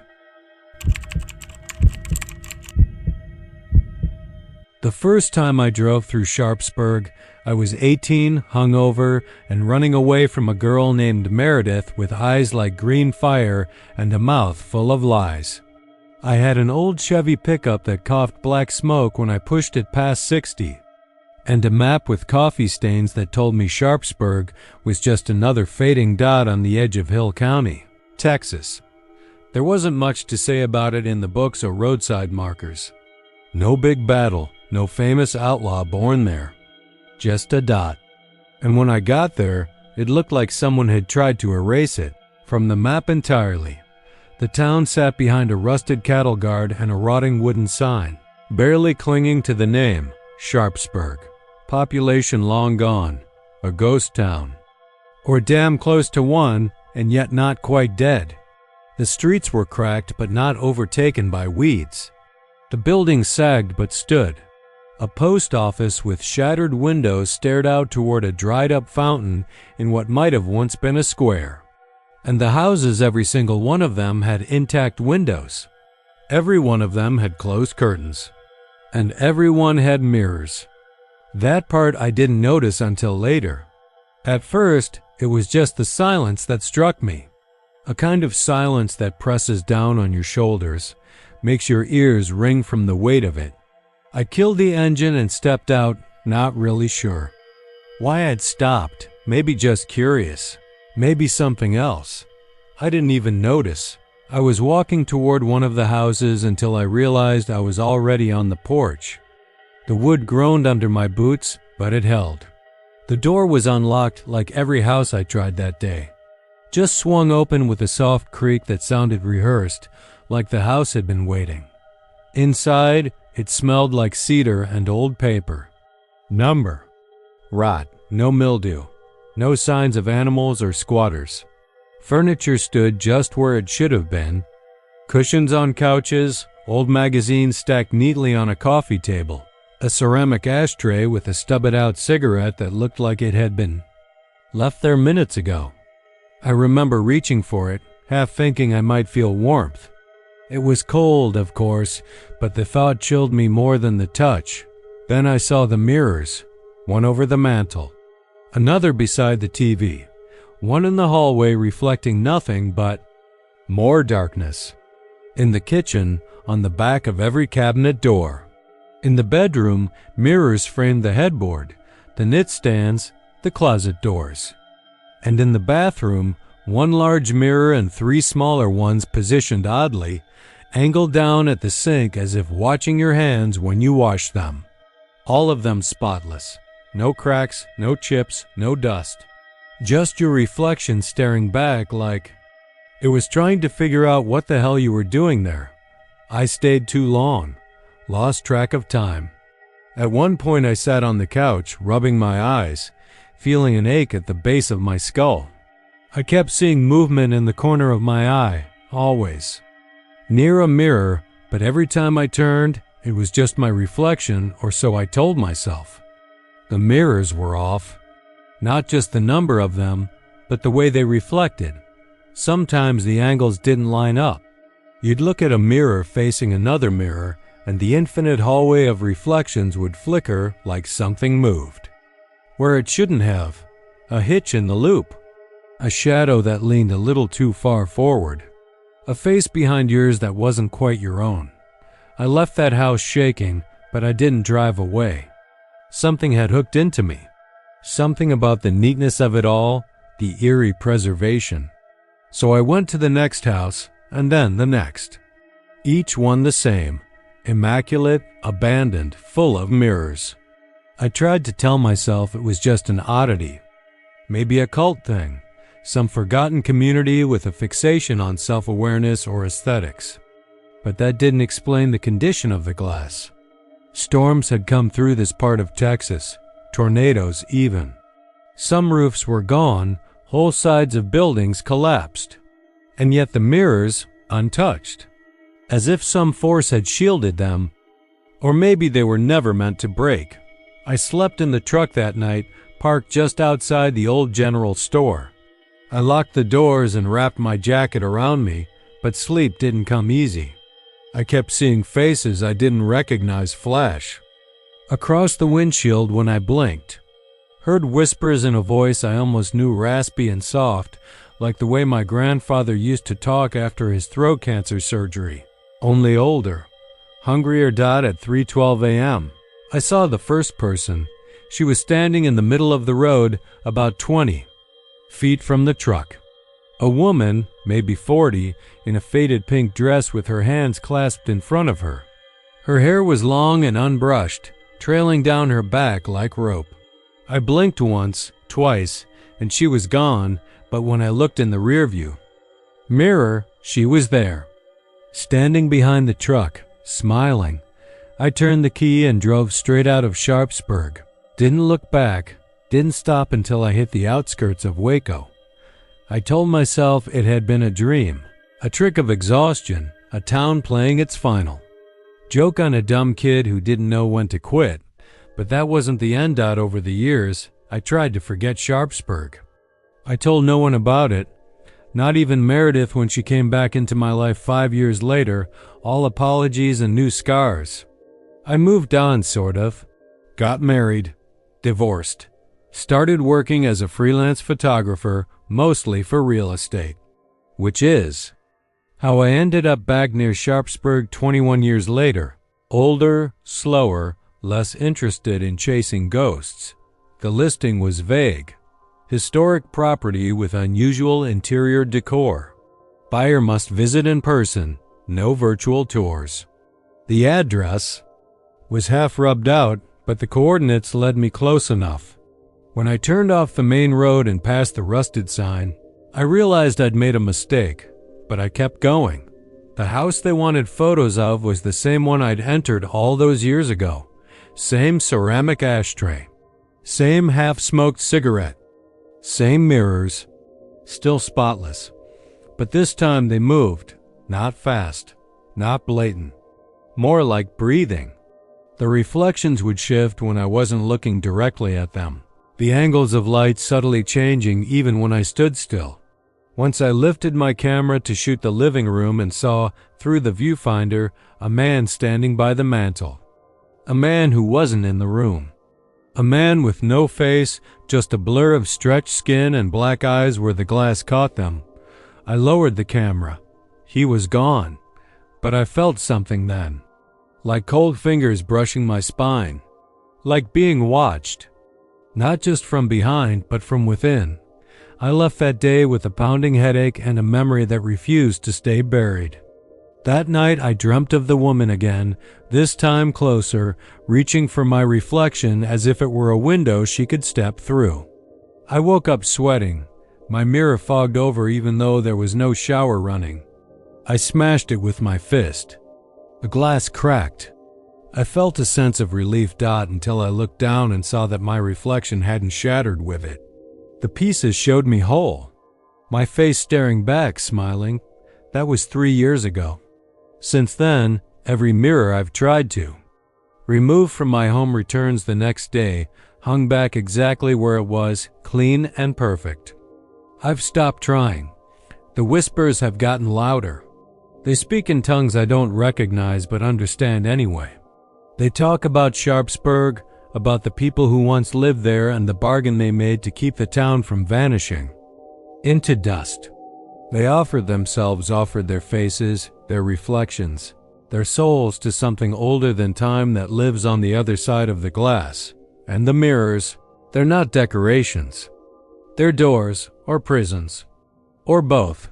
I don't sleep near them anymore. I cover them, but the cloth always falls off by morning. I see the woman sometimes. She gets closer every time. Last night, she whispered my name, not out loud. Through the mirror, from the inside and now I'm writing this down because I don't know what else to do. If you find yourself near Hill County and the road turns quiet, if the wind stops and the air feels heavy, don't stop. Don't go near Sharpsburg. Don't look in the mirrors, because once you see what's in there, it sees you back. And it never forgets. They say the wind speaks in Medicine Mound, not in whispers, like most Texas gusts that run dry and fierce across the plains, but in groans. Low, drawn-out, aching sounds that rise just after sunset and drift across the flattened remains of what used to be a town. I drove out there last October, not for thrills or ghost stories, though I'd heard plenty, but because of a man named Raymer Caldwell. Raymer had grown up near the mounds, just west of Quanah, and was the last living person who remembered the third fire. He was 94 when I met him, nearly deaf, with eyes that looked like they'd stopped blinking years ago. What got me was what he said on the phone in that rasping voice. "The shadows out there don't move like shadows should," he told me. "They stretch too far. Sometimes they drip." I didn't believe in that kind of talk back then. I was writing a piece on lost Texas towns for a regional magazine, Ghost Towns, forgotten boomlets, cursed patches of dirt with population signs long since rusted over. Medicine Mound was just another name on the list until Raymer told me to come see something for myself. "I buried my brother out there," he said, "but he came back wrong. The drive from Wichita Falls to the mounds is uneventful until it isn't. The land starts to slope strange. Not hills exactly, more like waves frozen in dirt, as if the earth itself was trying to rise and flee, but never quite made it. The mounds are really 3 volcanic cones, odd and ancient looking, like they don't belong to Texas at all. The Comanche believed the land was sacred. They say medicine men came there to dream. That's what gave the town its name and why settlers thought they could tame it. They were wrong. The town burned 3 times. Once in 1898, again in 1927, and finally in 1933. No clear cause ever stuck. People whispered about lightning that struck from a clear sky, oil lamps exploding for no reason, or fires that just seemed to start in places where there hadn't been a spark in days. After the last blaze, the town emptied like water down a drain. No one stayed. No one rebuilt. I arrived just before sundown. Raymer wasn't there yet, so I parked near what used to be the post office. It was nothing but a stone shell now, crumbling and scabbed with moss that smelled of wet charcoal. I walked the perimeter, kicking through broken glass and brittle weeds. The silence was total. No birds, no crickets, not even the distant hum of a highway. Just the wind, low and uneven, like it was sucking itself out of the sky. Then I saw it across the road, in the dirt lot behind the old cotton gin. A shadow. Nothing to get excited about, just a stretch of darkness cast from a leaning utility pole. Except the sun was behind me. That shadow should have stretched away from the pole, not toward it. I stood still for a long time, trying to think of explanations. Tricks of light, optical illusions. But then the shape moved. Slowly, like it was dragging itself across the gravel. It didn't ripple like a shadow should when disturbed, it flowed. It bled. I was still staring when Raymer's old Dodge pulled up. He rolled down the window and called me over, voice like sandpaper. "You saw it," he said flatly, not a question. He didn't ask what it was, just motioned for me to get in. We drove in silence for a few minutes. He took me toward a pasture on the edge of the mounds where a wooden fence bent in at odd angles, like someone had tried to fold it. There was a gate, and past it, half buried in clay, stood a burned-out shack with a collapsed roof. "That's where my brother lived," Raymer said. "After the second fire, he refused to leave," said he. "Had dreams about the land, said it wanted something." Raymer's brother Judd had been a quiet boy, too fond of walking alone. Their family was one of the few that stayed after the 1927 fire, but Judd changed. Started carving symbols into the barn walls. Not pentagrams or anything you'd recognize. These were spirals, grids, things that seemed to shimmer in the corners of your eyes. He stopped eating for days at a time, and sometimes he'd wake screaming about voices under the dirt. He said the shadows were feeding on time, Raymer muttered. Whatever that means. The final fire came in 33. Raymer was just a boy, but he remembered the smell. Not just smoke, something worse, like burning hair and wet bone. Judd was inside the house when it happened. They found his body in the ruins, curled like a child. His face was wrong. Melted, but not just by heat. Flattened in places, as if something had pressed down on him gently, like hands made of fog. They buried him quick, no preacher. Just dirt. But a week later, Raymer swore he saw Judd standing behind the fence, just staring. And his shadow wasn't right. He didn't move like he used to. Walked stiff, like his legs were too long for his body. And when Raymer told his father, the man slapped him silent. Told him not to speak of things that should stay buried. We got out and walked to the edge of the property. The moon was up by then, casting long silver veins across the grass. Raymer pointed toward the mounds. Watch the base, he said. I did.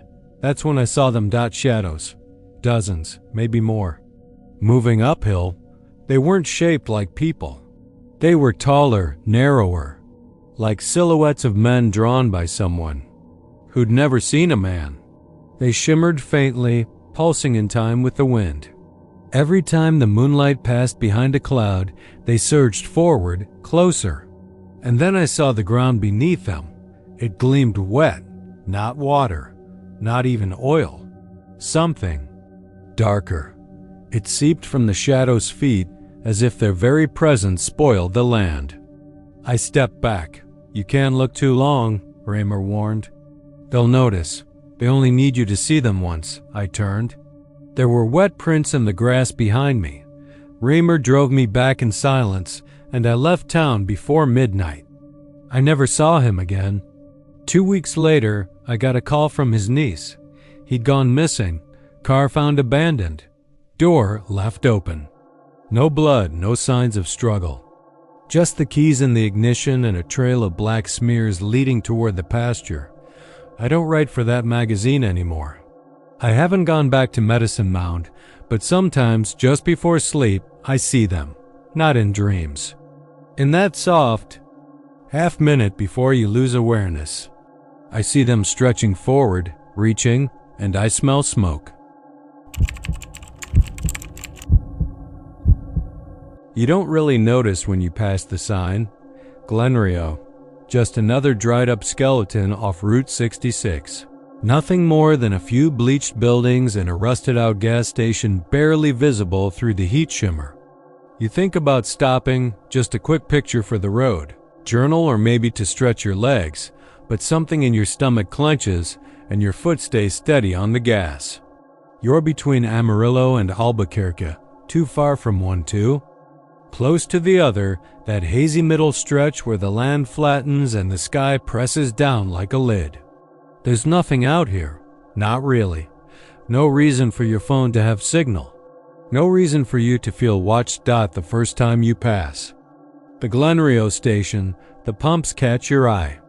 Tall, old style, the kind with analog dials and flaking paint the color of dried blood. There's an old sedan parked to the side, a baby blue Lincoln, cracked windshield, long gone to rust. No one's inside, and you figure it's been abandoned. For decades. The lights over the pump flicker, even though there's no way the place still has electricity. You tell yourself it's a reflection from the sun. Maybe a trick of your tired eyes. You've been driving since dawn. 15 minutes later, you're still driving. The desert doesn't change. Same mesquite shrubs, same cracked dirt shoulders. Then you see it again, the gas station. You think it might be a different one, but the Lincoln is there, same cracked glass, same angle, and the lights are flickering again. The sign, though barely legible, reads Glenrio. You check your GPS.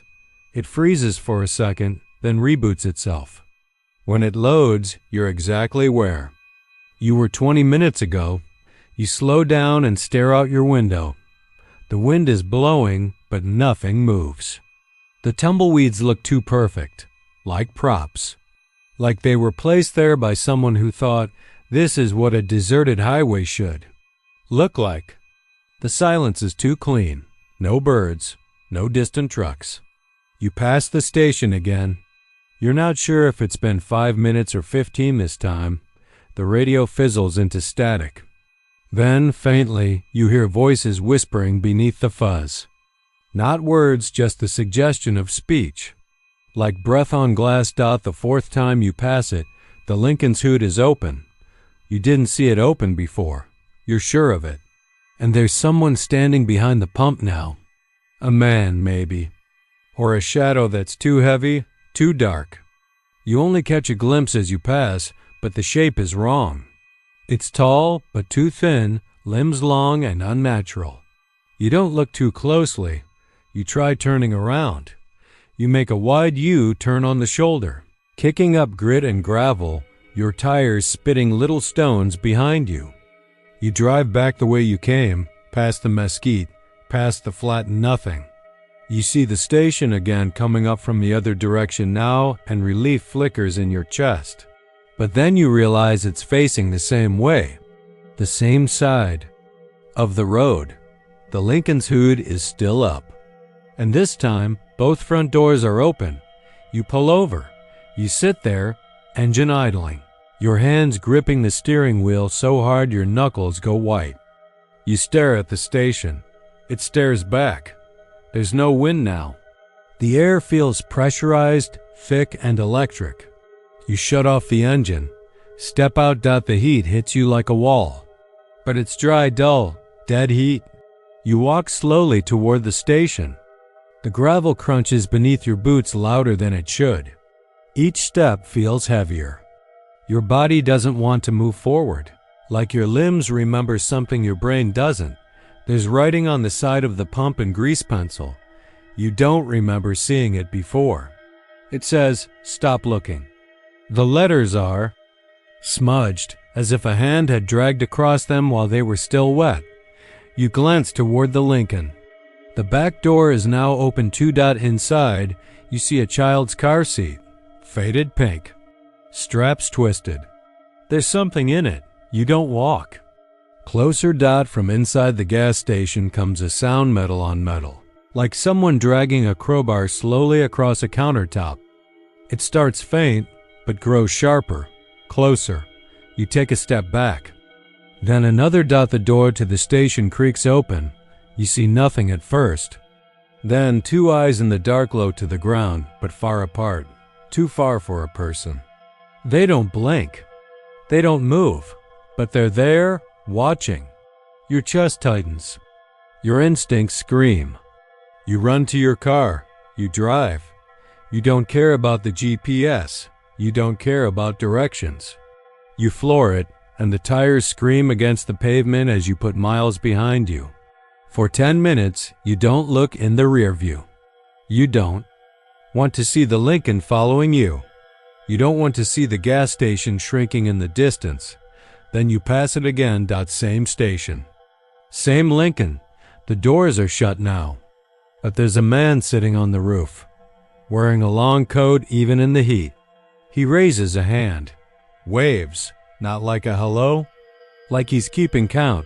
You scream. You slam the brakes. You stumble out of the car and kick gravel. Slam your fists against the hood. You scream again. Nothing changes. You climb back in, soaked in sweat, hands shaking. You try to call someone, anyone, but the signal is gone. Your phone screen glitches, then shuts off entirely. You try driving through the desert, off-road. You head north, crashing through scrub and dried-out gullies. For a while, it seems to work. You lose sight of the road, the station, the Lincoln, but the land starts changing. The dirt turns red. The sky deepens to the color of bruises. The shrubs wither, curling in on themselves. And then, through the windshield, you see it again. Glenrio, only now, there's no road, just the station. Sitting in the dust like it's always been there, waiting for you. The Lincoln is gone, but there's a new car at the pump. It's yours, you. Stumble out. The air is cold now. Not desert cold, empty cold. A vacuum. No smell, no sound. You move around your car and touch the hood. Still warm. You hear the door creak open.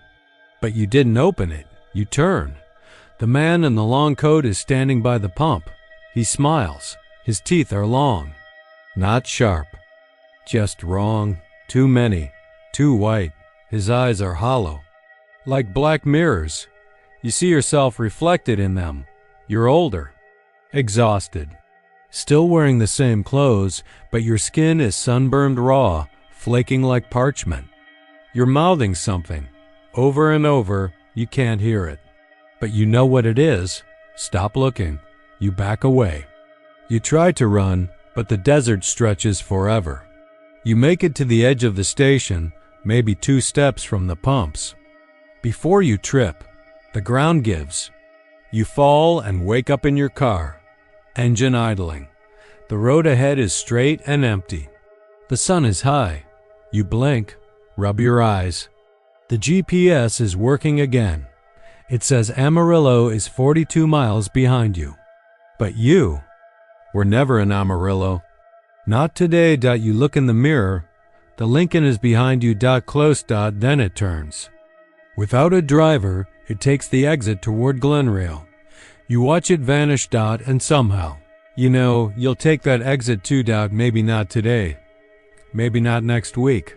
But someday, when you're tired, when your mind slips, when the road stretches too long and you start wondering what happened back there. And when you do, they'll be waiting, because no one ever leaves Glenrail. Not really. It starts with the wind. Always the wind out there. Not a breeze. Not the kind that carries the smell of rain or whispers through mesquite like gossip. It's dry and sharp and constant. The kind of wind that rattles tin and makes you think. Someone's knocking when nobody is. Folks from West Texas know it well. Out near Estacado, it never stops. But what's funny about Estacado is that people don't talk about it. Not anymore. There's no welcome sign. No population count. You wouldn't even know where it was unless someone drew you a crooked line on an old map and warned you not to follow it. I did. Not because I was curious, but because I had no damn choice. It started with a letter. One of those yellowed old man cursive types looped tight like someone was trying to hide what they were really saying. Postmarked from Lubbock, return address unreadable, no name. Just a folded up sheet of lined paper with 6 words. Come. To Estacado. Bring the key. Problem is, I didn't have any key. At least not that I knew of. But I did know the name Estacado. Barely.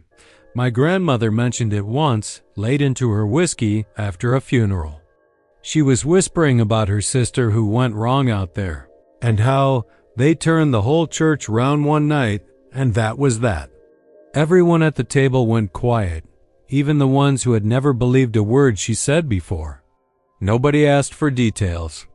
You could feel the air go stiff, like a pressure drop before a storm. I found the letter on a Wednesday and was on the road by Thursday night. There's a nothingness out there you have to see to believe. From Lubbock, I took a dirt road that wasn't on my GPS. The farther I drove, the more the land seemed to flatten into itself, like God had gotten bored and just scraped it clean.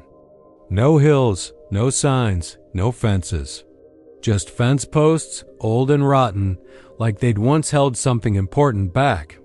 I passed a dead dog in the road, stiff as a board, flies humming in and out of its mouth like a hive. When I got to Estacado, I knew it without needing a sign. There was the church. Just the church. No houses, no people. Not even rusted-out trucks like you usually find in ghost towns. Just one tall, whitewashed chapel leaning slightly westward with a steeple that pointed. So high it disappeared into the dusk. The windows were clouded, not broken. The paint was fresh. I'm not lying. It looked like someone had painted the whole thing yesterday. except for the front door's two wide slabs of dark wood with iron bands and nails, punched into them like someone had been desperate to keep whatever was inside from getting out. And the whole damn thing faced the graveyard. I'm talking fully turned around. Not a metaphor. The main entrance, the big arched doors. The walkway, all of it faced rows of old limestone markers and leaning crosses. Altar side up front, front doors to the rear. The church had been flipped, like it had done a pirouette. In the night and stopped to stare at the dead, I got out of the truck. Wind still blowing hard enough to shove you sideways, but the air felt thick, like syrup. Like whatever passed for oxygen here wasn't meant for lungs. I stepped over a rusted gate and walked into the graveyard first because that's where the path led now. I counted 12 rows. Some stones were marked, some were just hunks of rock with initials or crosses carved into them. The oldest dates were from the 1800s, but the last row, the back one, that one had fresh dirt, 6 graves, no headstones. Just mounds, neat, recently dug. I didn't touch them. I circled back to the doors. Nailed shut, dozens of rusted squarehead. Nails driven in at odd angles. Somebody had done it fast, sloppy, but thorough. I looked for a keyhole. Nothing. I tried to pull one of the handles. It wouldn't budge. That's when I heard it. Not a voice. Not at first dot, it was humming. From inside the church. The kind of humming that sounds like a lullaby, but not the kind you want to fall asleep to. High and slow and thick with something too old to name. I pressed my ear to the wood. It stopped dot and then the door creaked, just a little. That was enough. I don't remember pulling the crowbar out of the truck bed. I don't remember wedging it into the side and working one of the hinges loose, but I did. The bottom hinge cracked. Then the top. The wind kicked up. I could smell salt. There was no reason for salt out here. No sea, no sweat. But there it was, in my nose, down my throat. When the door swung open, the air inside didn't rush out. It sank like warm breath. From a sleeping mouth, I stepped in dot. It wasn't dusty. Wasn't ruined. It looked like service had ended 10 minutes ago. Bibles on pews. Candles burned down but not out. A coat draped over the back of a chair by the altar. The altar itself was wide, stained dark, and facing the pews backwards now, as if it had become a stage for the dead. But the air, it buzzed. I don't know how else to say it. Like every molecule in that chapel was trembling, trying not to scream.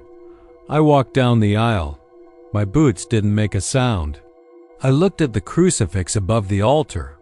It was wrong. Not just old or crude. Wrong. Christ wasn't hanging from it. He was carved into it, like someone had hollowed the wood out and pushed him in, arms reaching behind him into the wood grain like he was trying to crawl back through. I turned. That's when I saw the mirror. There wasn't a mirror before. But now, hanging above the doors where the crucifix should have been, was a tall rectangular slab of glass framed in bone-white driftwood, and I saw myself in it. Only it wasn't me. Not exactly the man in the mirror looked like me, sure, but thinner, pale, no reflection behind him. His mouth was moving, slowly, no sound. Just lips forming a word over and over key, then something clattered behind me. I turned back. A small metal object had rolled out from under the altar. A brass key, ornate, cold to the touch. And then the humming came back. But it wasn't just from the walls now. It came from the pews. I don't know how long I stood frozen before I realized I wasn't alone. 12 figures. One in each row, draped in black. Faces shrouded. Not moving, not breathing. Just watching. Their heads turned as one when I held up the key. My legs moved without my say-so. I walked to the altar and turned the key in a lock I didn't know was there set into the altar like it had been waiting. A click, then a groan. The floor behind the altar slid open like a trapdoor, and a stairway spiraled down. The humming grew louder. The 12 stood. I ran down those steps, deeper than a church cellar had any right to go. Stone walls, dripping water, bones in the mortar. I swear I saw a face blink at me from the wall. I kept going, down and down until I reached the room. It was circular, candlelit, and empty except for one thing. A cradle, old wood, rocking gently. Stepped forward and looked inside. The thing wasn't a baby. It had no face, no limbs, just skin stretched over something moving, breathing. Its chest rose and fell. It hummed, and I knew. I knew without anyone telling me. This is what the church was built to contain. This is what they turned it. Away from God to guard. This is what the key kept sleeping. But the key was no longer in the lock. It was in my hand. And the door behind me had closed, nailed from the outside, again. They said the town was gone, swallowed whole in the 1930s when the Colorado River was dammed and Lake Buchanan spread out like a slow, patient beast, smothering everything beneath its muddy belly. Bluffton, they called it. Not much more than a couple dozen buildings, a clapboard church, a rusting water tower, and a cemetery with no more than 30 headstones crooked as old teeth. They moved most of the graves, they said, relocated them up to higher ground, but not all. Never all. That's the thing about water, it doesn't forget. It just holds things in its dark until it decides to give them back. I'd never heard of Bluffton until my cousin Eli took me fishing one summer. I was 16, and it was the kind of hot that made your skin feel like it was being pressed under a skillet. We camped up near Toyah on the eastern shore. L.A. was older by 6 years and tougher by 20. He drank from metal flasks, slept with a Bowie knife beside his cot, and talked like he'd seen things that left a permanent mark. I liked being around him. Made me feel older. But that trip changed everything I thought I knew. We were out on the lake just after dawn. The water was low that year. Drought conditions. All around the shoreline, cracked mud and exposed roots jutted like bones. The lake had shrunk so much it looked sick. We weren't catching a thing, not even a nibble. Eli muttered something about cursed waters and reeled in, said we were heading farther west, where the old town used to be. You'll see, he said, paddling while I sat in the middle of the flat-bottomed boat. When the lake drops like this, things come back. The tops of chimneys, foundations, dead fences. You can smell it before you see it. Old earth, like a crypt that's been opened. We reached a spot near a cove that looked like nothing more than a wide scar between two bluffs. But the closer we got, the more I started seeing shapes, stones and squares. Rusted posts with wires still strung through. A crooked hand pump with a bucket beside it, half swallowed by moss. I felt a chill even though the sun was high and the air thick. Then we saw the church. It wasn't intact, but the bones were there, part of the steeple poking through the shallows, white paint flaking like old skin. The front steps were visible just beneath the water's surface. Eli cut the motor and let the boat drift. We sat still. You know, the water never really took it, he said quietly. It just covered it. Every now and then, someone'll see. Lights out here, lanterns swinging. Folks walking where there ain't any ground. My buddy Darren came out one night, swore he saw a preacher standing on those steps, preaching to the lake. No boat, no sound. Just moving his mouth, arms raised. Said his eyes were bleeding. I laughed. A little too hard. Eli didn't. People think when you drown a town, you kill it. You don't. You just make it wait. Bluffton's been waiting. That night, back at camp, I couldn't sleep. Eli snored in his cot. The trees were still.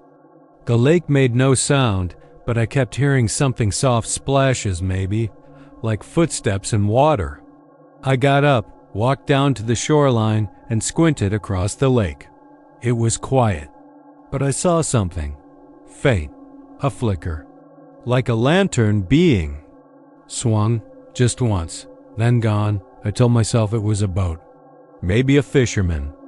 I went back to bed. The next day, Eli wanted to explore. He said the lake had dropped even more overnight. I didn't ask how he knew. We packed up and rode back to the church. This time, the water was shallow enough we could see a path in. Old dirt road exposed like a scar across the lake bed. He stepped out and pulled the boat behind him. I followed, boots sinking into the sludge.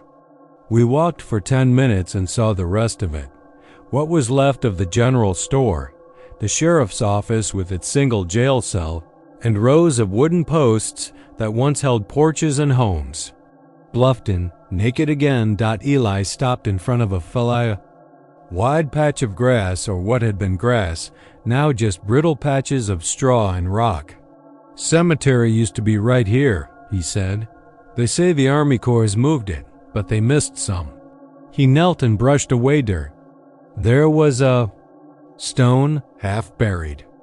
I could barely make out the name, Martha Elkins, 1884 to 1931.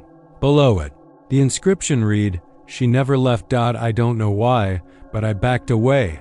My heart pounded. The sun was too bright, the air too still. It felt wrong, like we weren't supposed to be there, like someone was watching. We heard a splash. Not from the boat, not from us. From the church. We turned. Eli's face went white. There was a figure standing in the doorway of the church. Drenched, skin slick and pale, wearing what looked like a soaked black dress, hair matted down across her shoulders. Her head tilted slightly as she stared at us. Her mouth moved. I couldn't hear it, but Eli whispered, "She's saying your name." I said he was messing with me, told him to shut up, but I could see he was shaking. Then she stepped forward. No ripples. No sound.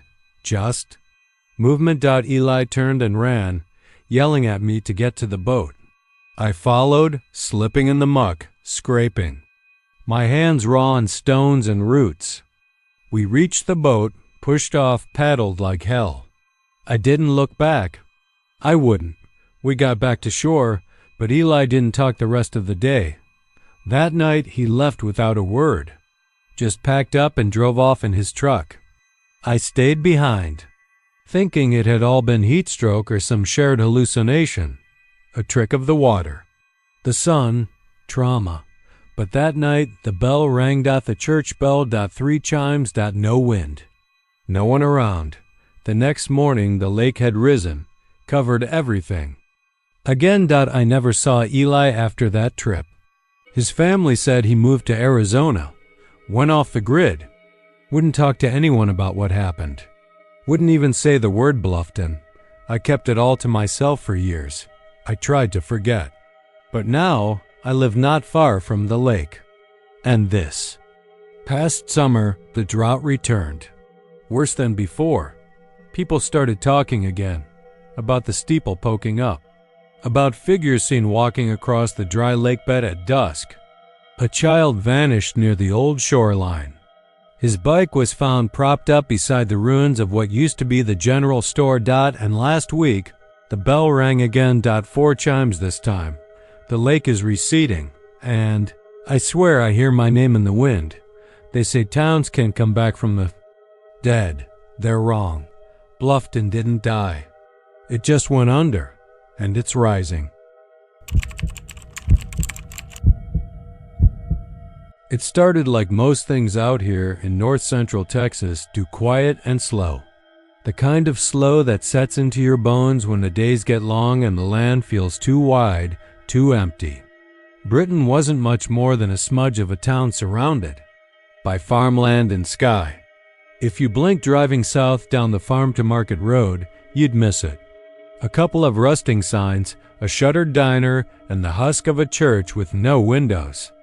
That was before the fire, of course. Before the screaming. The grain silo stood at the edge of town like a silver bullet buried nose first into the prairie, built back in the 30s and patched so many times it looked like a quilt of rust and steel. You could see it from 5 miles. Out on a clear day, everything in Britain orbited around that silo. It was where half the town worked during harvest, and even when it sat empty, the dust from it clung to the wind like a memory that wouldn't settle. No one knew exactly how. The fire started. Some said lightning struck it, which didn't make a lick of sense since there wasn't a storm that night.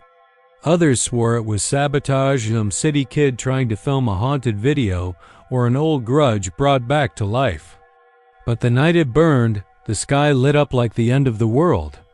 Folks in Midlothian saw the flames from 20 miles away. The silo went up like a matchstick, the heat warping fences and boiling the air over the fields. They say the screaming started that first night. At first, everyone figured it was just animals. Coyotes or cows panicked and caught too close to the heat. But those who lived nearby, those who hadn't packed up and fled the same night, said it wasn't animals. It wasn't even one voice. It was dozens. Mitch Garrett was one of the volunteer firefighters called out when the smoke hit the clouds. He was 56, 2 artificial hips, and hadn't run in a decade. But he was the first to get to the ruins once the fire was under control. The silo had collapsed inward, folding like an accordion under its own scorched weight. The air reeked of grain dust, ash, and something else, something like iron and rot. Mitch didn't tell anyone at first, but later, after the 3rd or 4th night, after the bottle got to talking more than he did, he admitted he heard them. From underneath, he'd said, voice shaking like a screen door in the wind. From under the rubble, like they were stuck in the metal, screaming to get out. Rescue crews kept coming back. Not just the local guys. State teams came down, drones, heat sensors, even dogs. No bodies, no survivors. But the screaming didn't stop. 6 nights. Every night around 11:30, just before the wind shifted and the temperature dipped, the screams would begin again. High, fractured wails, like nails dragging across a chalkboard of flesh. Some claimed they heard children, others swore it was men. A few, mostly older women, said they heard singing woven between the shrieks. A hymn maybe. A funeral dirge. People started leaving town. Fast. By the end of the first week, only a handful of stubborn folks remained. Those too broke or too proud to run. Mitch was one of them. So was Delma Ray, who owned the gas station and hadn't left her post in 30 years. And old Everett Boone, who'd been caretaker of the grain silo his entire life. Everett hadn't said much after the fire. He just sat out on his porch, shotgun across his lap, staring at the blackened skeleton of the silo like it owed him something. It was on the 7th night that the last scream came, and it wasn't just noise that timed. It was Mitch. He'd gone out to the ruins after midnight, drunk, muttering about voices in his sleep and needing to dig. Said he kept dreaming of a man with a stitched mouth trying to whisper something, eyes bleeding from the sockets. The others tried to stop him, but he took off into the darkness with a shovel and a flashlight that kept flickering like it didn't. Want to see? They found the flashlight the next morning, still on, stuck in the blackened dirt beside the silo. The handle was slick with blood, and the shovel was gone. Mitch was never found. Neither was Delma. She vanished 2 nights later, last seen pacing behind the gas pumps with both hands clamped over her ears, her lips moving like she was counting or praying. The security footage from her station showed nothing but static that night, but when the tape was played backward, an idea Everett had, for reasons he wouldn't explain, it revealed a different sound entirely. Not static, whispers. Dozens of them layered over each other, like different tracks on an old record. Some said you could hear your own name. If you listened long enough, that was enough for the state to seal it off. They came in with bulldozers and concrete trucks, poured over the ruins of the silo until there was nothing but a flat slab of gray, fenced in and marked nitrogen monoxide entry unsafe ground. But even that didn't stop the sounds. Folks still passing through claimed they heard something shift beneath the concrete, not screams. Exactly breathing like the earth itself was drawing in air through blackened lungs. Years passed. Most people forgot. They always do. Britain faded. Off the maps, its name scratched out by storms and time. The church finally fell. The road cracked. The gas station caved in on itself, but Everett stayed.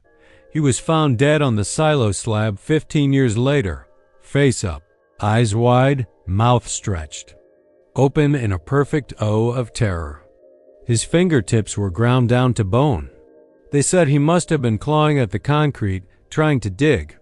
The slab was cracked beneath him, hairline, but fresh. And every July, like clockwork, right around the anniversary of the fire, the wind changes direction. And if you're close enough to where Britain used to be, close enough to smell the burnt grain and the old dust, you might hear something just beneath the gusts. Single voice. Then two. Then more. And they're not screaming anymore. They're laughing. Utopia wasn't always empty. That's the part nobody remembers now, but it's the part that matters most. It wasn't a ghost town, not at first. It was a quiet place tucked between the hills and the Texas Hill Country, just far enough from San Antonio to feel forgotten, but close enough to make you think you hadn't strayed too far off the map. Tourists passed through sometimes, mostly in the fall when the leaves turned and the air smelled like cedar smoke. The sign at the edge of town said, "Welcome to Utopia, where peace is permanent." Neat, hand-painted letters. Someone used to repaint them every spring, but no one's touched that sign in years. Back then, before it all unraveled, Utopia had a post office, a diner with a rusting Coca-Cola sign, a gas station that still used analog pumps, and a white-steepled church that rang its bell on Sundays and funerals. It was the kind of town where people didn't lock their doors, where everyone knew everyone's dog by name, and where gossip moved faster than wind. But around 2011, something changed. Not with a bang or a storm or anything obvious. It was quiet. Slow, like a water leak behind drywall. You don't notice it until the wall caves in. People started sleeping less. Just little things at first. Tossing and turning. Early risers getting up even earlier. A few teenagers joked about seeing weird shadows at night. Some blamed the power lines or cell towers or hormones or video games. Others said it was the full moon. But the moon wasn't always full.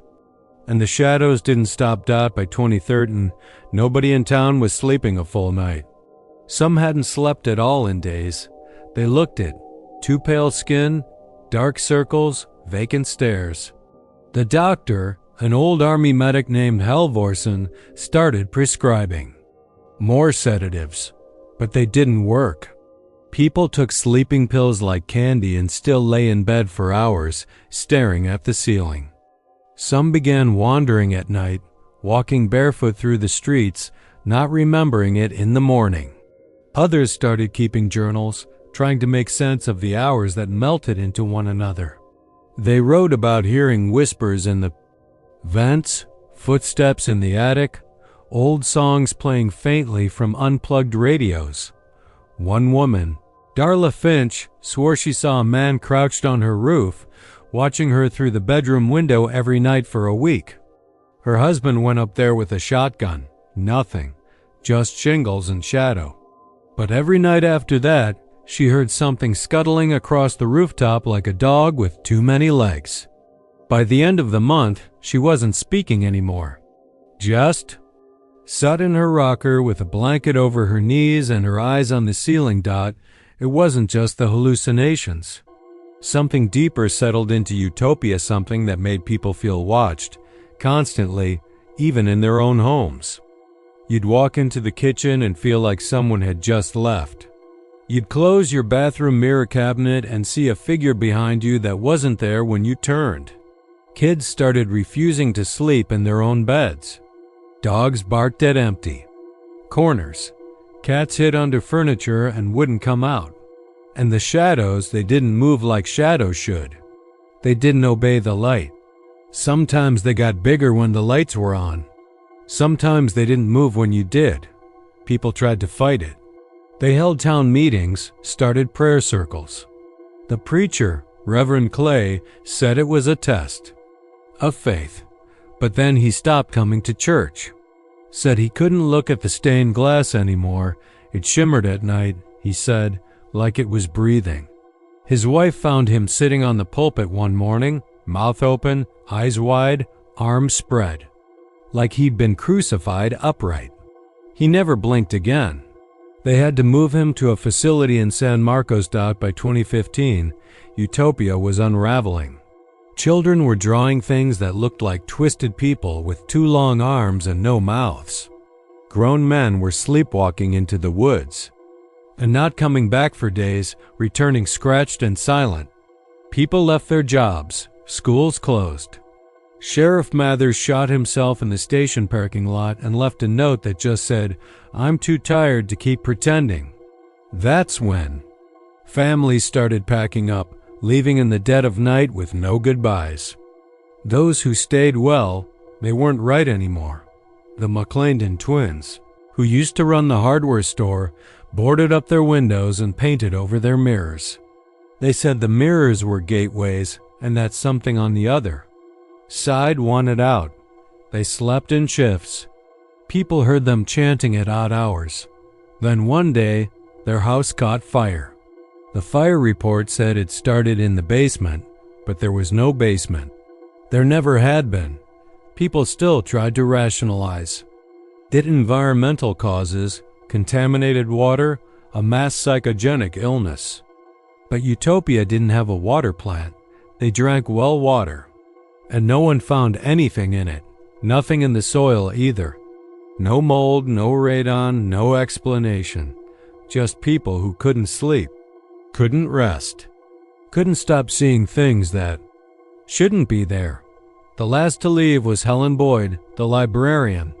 She held out the longest, said books kept her sane. But even she couldn't take it anymore. I read her letter once, the one she mailed to her sister in Fort Worth before she drove off and never looked back. She said she kept waking up in the middle of the night with all the lights on and her hands covered in dirt. She said the town made noise even when no one was moving. She said the floors creaked in patterns like Morse code. And sometimes, when she stood outside, she saw outlines of people standing in the windows of empty houses. Not long after she left, the lights went out across town. Someone at the county level probably shut the grid off. Nobody went in to check. No reason to. There's nothing there now but sagging roofs, overgrown lawns, and silence. But sometimes, just sometimes, travelers swear they see lights flickering. At night in Utopia. A porch light maybe, or the faint blue glow of a TV screen behind dusty curtains. Some say they've heard voices, or laughter, or the church bell ringing when no wind blows. And if you dare to drive down County Road 187 and stop at the edge of that place, right, where the pavement ends and the wild grass starts, you might notice something strange. Your engine might sputter. Your phone might lose signal. You might get that feeling in your gut, like someone staring at the back of your neck. And if you listen hard, real hard, you might hear it too, breathing. Under the ground, under the floorboards, under everything. Because in Utopia, no one sleeps, not even now. There's a fog that never quite leaves the Missouri River bottom near St. Deroin, clinging low and damp like it's remembering something it shouldn't. The town used to be part of Nebraska. But even that line feels blurry now. Time itself seems to smudge when you're down in those woods, near the old cabins and forgotten graveyards. I went there once, chasing stories, back when I was doing freelance investigative work for a magazine. That liked weird Americana. The assignment was simple on paper. Look into the town of St. Deroin, a long-abandoned pioneer settlement where the census record still showed a population of 37 every year. For the past 92 years, the records were consistent, submitted like clockwork, in careful handwriting that didn't quite match any modern sample but couldn't be dismissed either. The same 37 names, not just surnames, full names. Some of them had been pioneers. One or two were listed as fur traders or herbalists. The unsettling part, of course, was that many of the people listed had been confirmed dead for over a century. Their headstones still stood in the old hillside cemetery, moss-covered, time-bitten, and unmistakably dated. One had died in 1861, another in 1897. Yet every April, the list came in-signed at the bottom, always by Registrar M. Culver. No known address, no government affiliation. Just a simple, single envelope mailed from a small town post, office miles away from St. Deroin. When I first told my editor I wanted to investigate it in person, he laughed. Said it was a great idea if I was writing fiction. But I pushed. There was something about the idea of a town clinging to its dead with such bureaucratic precision that got under my skin. Like the paperwork of the afterlife had a clerk. Like ghosts didn't just haunt places, they filed forms. He gave me $1,000 for travel and a warning to keep my head clear, especially if I went during the spring. That's when the fog starts, he said, and people tend to lose track of time. I got to the edge of Indian Cave State Park on a gray afternoon in early April, clouds rolling over the Missouri River like old laundry. I left the car at the trailhead and hiked in St. Deroin isn't marked on most modern maps anymore, but the trail still leads you close. Past bare trees, past chirring cicadas and rustling brush, until the woods thin, and there it is. A few half-collapsed log buildings, a broken wooden cart, and the crumbled chimney of what must have been the general store. I stepped onto the rotting boardwalk and the air shifted. Not colder, just still. Like the world held its breath. I walked the town's length in maybe 5 minutes. If you didn't know what you were looking for, you'd think it was just another clearing with historical signs. But I saw the hand-carved lettering still faintly visible on a cabin door. Culver 1889. The name from the census forms. So-called registrar. I pushed the door open. It creaked in protest. Inside, dust hung suspended in shafts of light like dandelion fluff. A desk stood against the far wall, papers strewn across it as if someone had stepped out for a moment and never returned. I moved closer, my boots stirring the dust. The papers were forms, census forms. Year after year, laid out in perfect order. I picked one up 1937, every line filled in with a steel gray ink. Every name identical to the 2023 form I'd reviewed before coming. I scanned down and froze. My own name was there, scrawled at the bottom in that same odd, too elegant handwriting. Age, 35. Occupation, investigator. Residence, currently visiting. And beneath that, my signature. My actual goddamn signature. I hadn't signed anything. Not yet. I dropped the paper and stepped back, heart thumping in my ears. Breath fogged in the stagnant air. I turned to leave and saw movement outside the cabin window. Not distinct figures, just motion, like someone had passed by quickly. I waited, pressed against the wall, listening. Nothing. No bird song. No wind. Just the thick silence of the place folding in on itself. I stepped back outside, trying to convince myself I'd imagined it. But there were footprints in the dirt. Bare. Human. Not mine. I followed them. They wound through the cabins and into the woods, just past the perimeter of what had once been the town church, a skeletal frame now, its steeple long fallen, pews rotted and half sunk into the moss. The footprints led straight to the old cemetery. I hesitated before crossing the rusted iron gate, which hung loosely on one hinge. Something about it felt like a threshold. Not symbolic, real. I stepped through. The stones were just as I'd seen in the photos, weather-worn, slouched, overgrown with tangled vines. But now I noticed something the images hadn't captured. Every grave had a census number etched into the lower right-hand corner, 1 through 037, all accounted for. All carefully aligned. I approached one at random. Margaret Winslow. Died 1873. Census ID 016. I crouched to inspect the moss on the stone when I felt it. A thump beneath the ground, soft, rhythmic. A second one, like ... breathing, stood up too fast and nearly fell backward. The thumping stopped, but the air felt heavier now, like I was being watched by the trees themselves, or something behind them. I turned and ran fast as I could through the gate, back toward the trail. But the trail wasn't there. Instead, the trees had shifted. The path turned left where it used to go right. I followed it anyway, panic guiding me until I broke out into another clearing. Another cabin, but it wasn't the same one. This one was in perfect condition. The logs were sealed, the roof intact.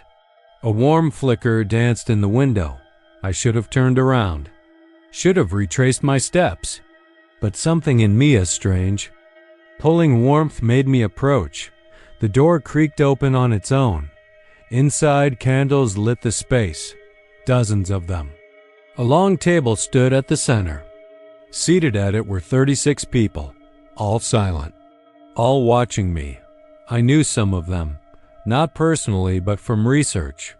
Their faces matched the daguerreotypes I'd pored over in archives. The fur trader, the midwife, the boy who drowned. In the Missouri back in 1892, they looked real, not ghostly, not spectral, just ... pale. Still, a chair scraped. The 37th stood. He was tall, dressed in black, thin as wire and stiff as kindling. His eyes gleamed, though the rest of his face remained in shadow. He held out a pen. Sign, and the count stays true. I opened my mouth, but nothing came out. My lungs felt tight. My hand shook. I took a step back. The others stood in unison, slow, synchronized, wooden. "If you don't," he said, and now the voice came from behind my ears, inside my skull, "then someone else must take your place." I don't remember running, just flashes. Trees slashing at my face, blood on my arms. The sound of chanting in the fog, low and mechanical, like a choir with rusted throats. When I finally broke into the clearing near the trailhead, I saw my hen car. The relief almost made me cry.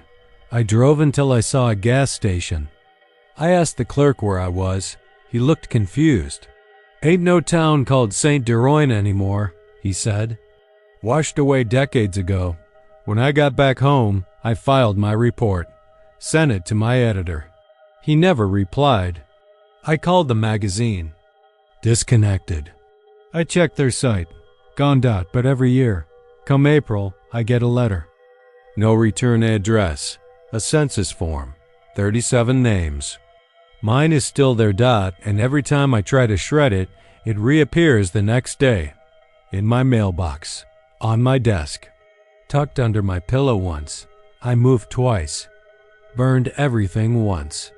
Still comes back. And sometimes, usually around the full moon in April, I hear footsteps in my hallway. Bare, slow, soft, and a voice from under the floorboards, whispering a name I haven't spoken since that day in the woods. Registrarum Culver is still keeping count, and I think I'm next. Texel is one of those places that doesn't know which side it belongs to. Perched right on the Texas-Oklahoma border, it's got more tumbleweed than people. And the only things still standing are a rusted gas station, a half-collapsed bar with no roof, and the whispers. Folks passing through call it a ghost town, and maybe that's true. But the ones who stayed long enough to learn the land old-timers, mostly they'll tell you Texela ain't dead. It's waiting. There used to be a house. Not a grand one. Not even especially strange-looking at first glance.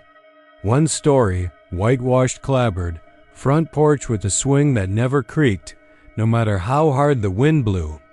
It had black shutters that never quite hung straight, and a green shingle roof warped from the dry summers. That house, nobody knew who built it, or when it just showed up one morning on County Road 38, sitting between a cotton field and the remains of a broken-down silo. Farmer named Randall saw it first while hauling feed. Said it hadn't been there the night before, and he was sure of it. He drove that stretch every evening for 30 years. But there it was, sitting quiet. And settled like it had always been, Randall didn't stop. Smart man. But his wife didn't believe him when he got home all rattled, so the next day she drove out with him. The house was gone. They even parked where he claimed it had been and looked around like a pair of fools. Nothing but dry grass and the broken stalks of last season's harvest. Randall didn't talk about it after that. Not until the sheriff called him a week later. A teenage girl had gone missing. Backpacker from Colorado, heading east through the Panhandle. Hitchhiked her way to Sayre and was last seen on foot near the Texela line. A trucker saw her turn off the main road around dusk, claimed she waved like she knew where she was going. That was the last of her. Until two ranch hands found her backpack 10 days later on County Road 49 inside. A house that hadn't been there the morning before. That's when the stories started making rounds again. They'd been whispered before, years back some even. Say decades, but no one took them serious. But now, with a girl gone and a house moving on its own, people started remembering things. Like how that same house had appeared back in the 70s off Route 66 near the old trading post. A couple on their way to Amarillo pulled over, thinking it was an old bed and breakfast.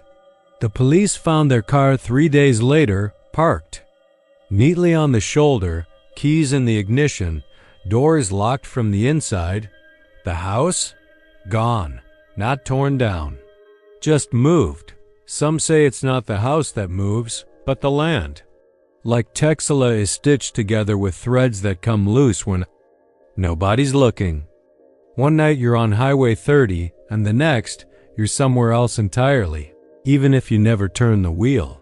It's like the border means something more here, like it's not just between states, but between places that weren't meant to touch. People tried watching it. Local kids set up trail cams once after someone claimed the house had moved into a dry patch near the old grain depot. The cams caught nothing but static until the third night when all 4 cameras burned. Out at once. The batteries didn't drain. They melted.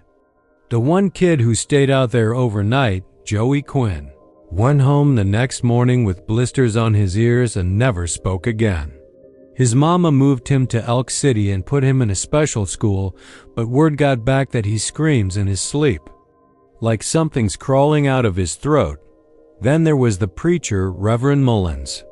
He made it his mission to cleanse Texela, said the devil had rooted himself in that house. Bought a tent, pitched it beside the last known sighting, and fasted for a week straight. Folks driving by said he just sat there staring at it day and night, reading verses to the wind. One morning, both he and the house were gone.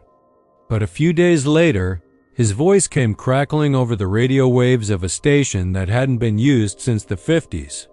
Just one phrase, looping every 6 minutes. The door was open, and I stepped inside. That's the only rule people started to figure out. The house never lures you in, doesn't beckon, doesn't tempt. It just sits there, still and silent, looking like it belongs. The door is always closed when it first appears. But if you watch it long enough, if you stay near it overnight, eventually the door opens by itself. No sound, no wind. Just a door. Swinging in like it's been waiting. No one who's ever stepped through has come back. The county stopped investigating disappearances around Terlingua. Too few resources, too many wild stories, and not a single trace of evidence. Most people don't even list the town on the map anymore. GPS glitches when you get close, and satellite images always blur around the coordinates where the house last appeared. As if the land itself doesn't want to be seen clearly. I saw it once. I was 17, headed west on 40, running from a life I didn't want and a father I couldn't forgive. My Chevy broke down outside Eric, so I walked. Heat was sharp enough to slice skin, and the sky was so wide it felt like it could swallow me whole. I cut through some fields to save time, and that's when I saw it. Sitting in a bend of dirt, road that hadn't seen tires in decades, one story, white paint flaking like old skin, shutters crooked, porch swing still. The front door was closed. Something in me knew better. Maybe it was the way the grass around it was too green, too healthy. For August. Maybe it was the silence. No bugs, no wind, no birds. Just the sound of my own breath and the crunch of dirt under my boots. I turned around, didn't run, didn't speak, just walked. 2 miles later, I found a mechanic coming back from lunch, who helped me tow the Chevy, but that night camped behind the shop in a busted trailer. I dreamed I opened the door. The inside was wrong, bigger than the outside. Rooms unfolding like a maze, no windows, just mirrors, dozens of them. Some cracked, some blackened, and all of them showing me, but older, hollow-eyed and thin, mouthing things I couldn't hear. And behind me, in every reflection, the same man. Tall, gray suit, no face. Just smooth skin where the features should be. I woke up screaming. I still dream about it sometimes. Every couple of years, the door opens again in my sleep. A little wider each time. The house was spotted again last month. Showed up off an old service road near the Red River. A hiker from Austin took a photo, posted it online. Said it hadn't been there when she passed the same spot that morning. She went back to look. Commented that the door was cracked open, just a little. Then she stopped replying. The post is still there. A single image of a lonely house with crooked shutters and a green roof bathed in golden sunset. And in the doorway, if you zoom in close enough, you can just make out a shape like someone standing inside, watching, waiting. Terlingua doesn't want visitors, but that house does. And one of these days, someone's going to go in and keep the door open behind them, long enough for something to get out. Viejo was a speck of a town in the South Texas brushlands, the kind of place you wouldn't see unless you meant to. It wasn't even on most maps anymore, and the ones that still listed it spelled the name wrong or put it 10 miles east of where. It really was like the earth itself was trying to forget it. The sun had its way with Viejo, burned it down to wood skeletons and rusted out tractors half swallowed by the dirt. The buildings leaned like drunks or corpses, depending on your imagination, and the mesquite had crept in so slow over the years you'd think it was watching its footing. But in the middle of all that sagging, dying, cracking land was the well. Made of stone, tight-laid and thick, it looked like the one thing time couldn't dent. It stood in what used to be the center of town, near the ruins of the old feed store, and the church whose steeple had toppled in a windstorm back in '74. And it was always full, that's the thing. Viejo died of thirst. No rain for 4 years straight, not a dam drop. The land cracked open, the cattle died with their tongues hanging out and their ribs showing, and the people started leaving, one family at a time, until all that was left was dust and ghosts. But the well built in the 1800s by the first settlers, or maybe even earlier, no one knows for sure never dried. You could walk up to it today, lean over the old stone lip, and see the water shining clear and dark below. But no one ever drew from it, not after what happened. Every year, right around the middle of August, something changed in the air. You could feel it, even if you didn't know what day it was. The cicadas would stop their screeching, the wind would go flat, and the sky would turn this pale yellow color like an old bruise. It always came around the same time, the anniversary of the town's death, though no one had written down the exact day. Didn't need to.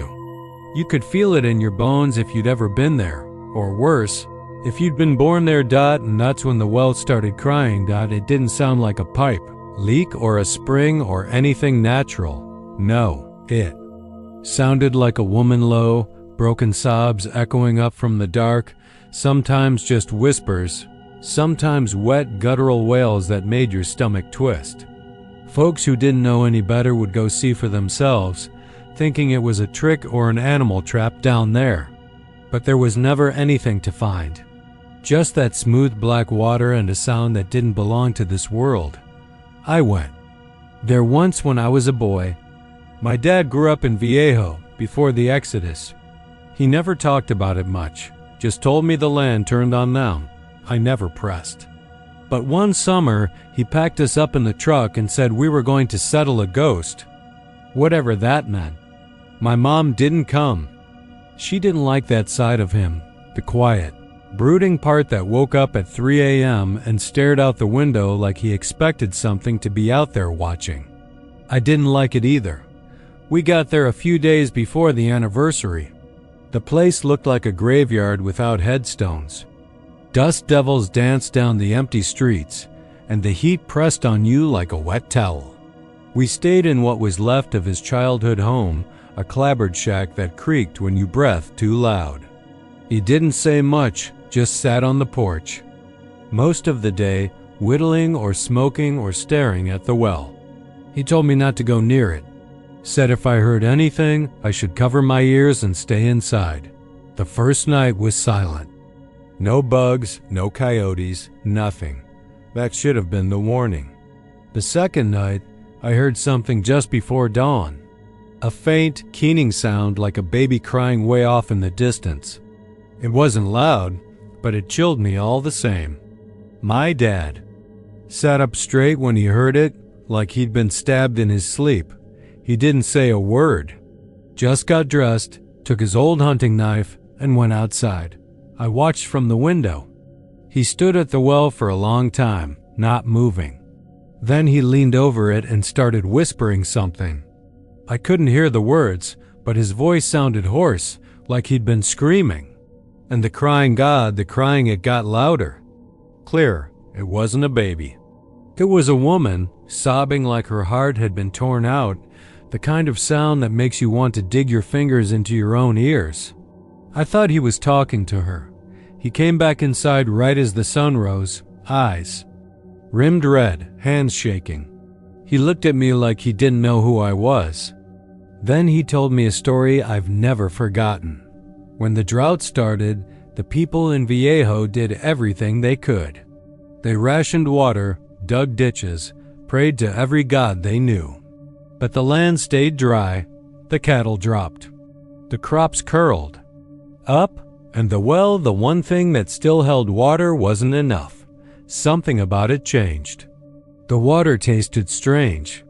People started getting sick, hallucinations, fevers, nightmares. Then one night, a little boy named Elias fell in. No one knows if he slipped or if he jumped or if something pulled him.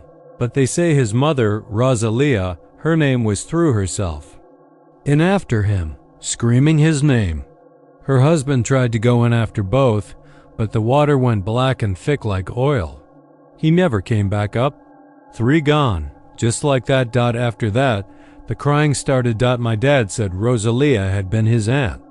That little Elias had been his cousin. And every year, when the air changed and the sky bruised, she came back. Not to haunt, to mourn. The story stayed with me and I never went back to Viejo. I grew up, had my own kids, tried to forget. But I still dream about that well. Sometimes I hear it, when the wind blows just right or the house creaks at 3 a.m. I hear her. Not angry, not even sad. Just empty, hollow. Like a mother who's been crying for so long she doesn't remember how to stop. A few years ago, some developer tried to buy the land. Said they were going to build a luxury hunting lodge. Put out brochures and everything. Brought in crews to clear the brush, knock down the rest of the old town. They lasted 3 days. On the second night, the foreman disappeared. They found his flashlight by the well and nothing else. On the third night, the entire crew packed up and drove off without saying a word. One of the workers, a guy from Corpus, posted online about it. Said he'd heard a woman begging for her baby from the bottom of the well. He hasn't posted since. No one goes to Viejo anymore, not even the state. The rodent has overgrown. If you try to find it, you'll get lost. Something makes sure of it, but the well's still there. And the crying never stopped. You don't believe me, that's fine. Most people don't, but if you ever find yourself driving through South Texas and you pass a place where your GPS freezes and the air goes still and the mesquite gets thick as a wall turnaround, and if you hear crying, don't stop. Don't listen. Whatever you do, don't lean over the well, because she's still down there, and she's still waiting. The first time I saw the Red River near Clarendon swell and churn after a storm, I understood why folks here never built too close to the bank. There's something mean about that river, like it knows its own moods and holds grudges. It doesn't just rise, it lurches. It doesn't just rush, it thrashes. And when the clouds roll back and the wind dries out, the water leaves behind more than driftwood and broken branches. Sometimes it gives back people who were never meant to return. I moved to Clarendon 6 years ago, after a divorce that took more out of me than I let on. I wanted quiet, cheap land and a place where no one knew my name. What I got was a creaking little house near the western bend of the Red River, a 10-minute drive from the actual town, but close enough to be called Clarendon. It came with a wide front porch, a dirt driveway, and a rickety barn that leaned like it was sighing under its own weight. The house sat about 60 yards from the edge of the river. At first, that seemed far enough. My nearest neighbor, a man named Harlan Cobb, lived in a cabin on the other side of a low ridge. He was wiry, older than me by at least 20 years, and spoke with the roughness of someone who never stopped chewing tobacco. When we first met, I mentioned I liked the sound of the water. Yeah, he said, narrowing one eye like he was squinting through time. It likes you back, for now. I laughed, thinking he was just being colorful. But Harlan wasn't the type to joke, especially not about the river. The Red River in Clarendon doesn't behave like other rivers. Locals say it never did. It's wide, shallow in some places, deep as sin in others. When it rains heavy out west, and it always does in spring, the runoff hits fast and furious. The water turns a deep rust color, redder than anything natural. I mean blood red. It stains everything it touches. Some folks say it's iron in the soil. Others say it's something else. The first story I heard about the river came from a gas station clerk named Dell. He'd been born in Clarendon and never left, and he liked to talk more than he liked to work. I was buying a pack of batteries and a can of chew when he started telling me about a man who went missing during a flood in '83. Local preacher named Carl Green. Church-going type, strict. He got caught trying to cross the bridge just as the river overflowed. Took him and his truck downstream.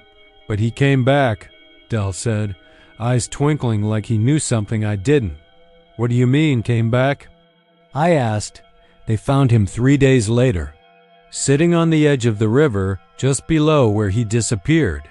Same spot like he never left. Only he wasn't right. Was he hurt? No, Del said, leaning forward. He was clean. Too?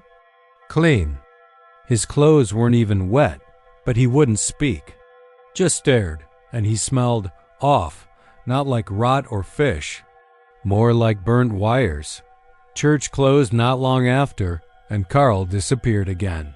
But not in water. This time, he walked into town. One morning and never came out. I tried to laugh it off, but the story stuck.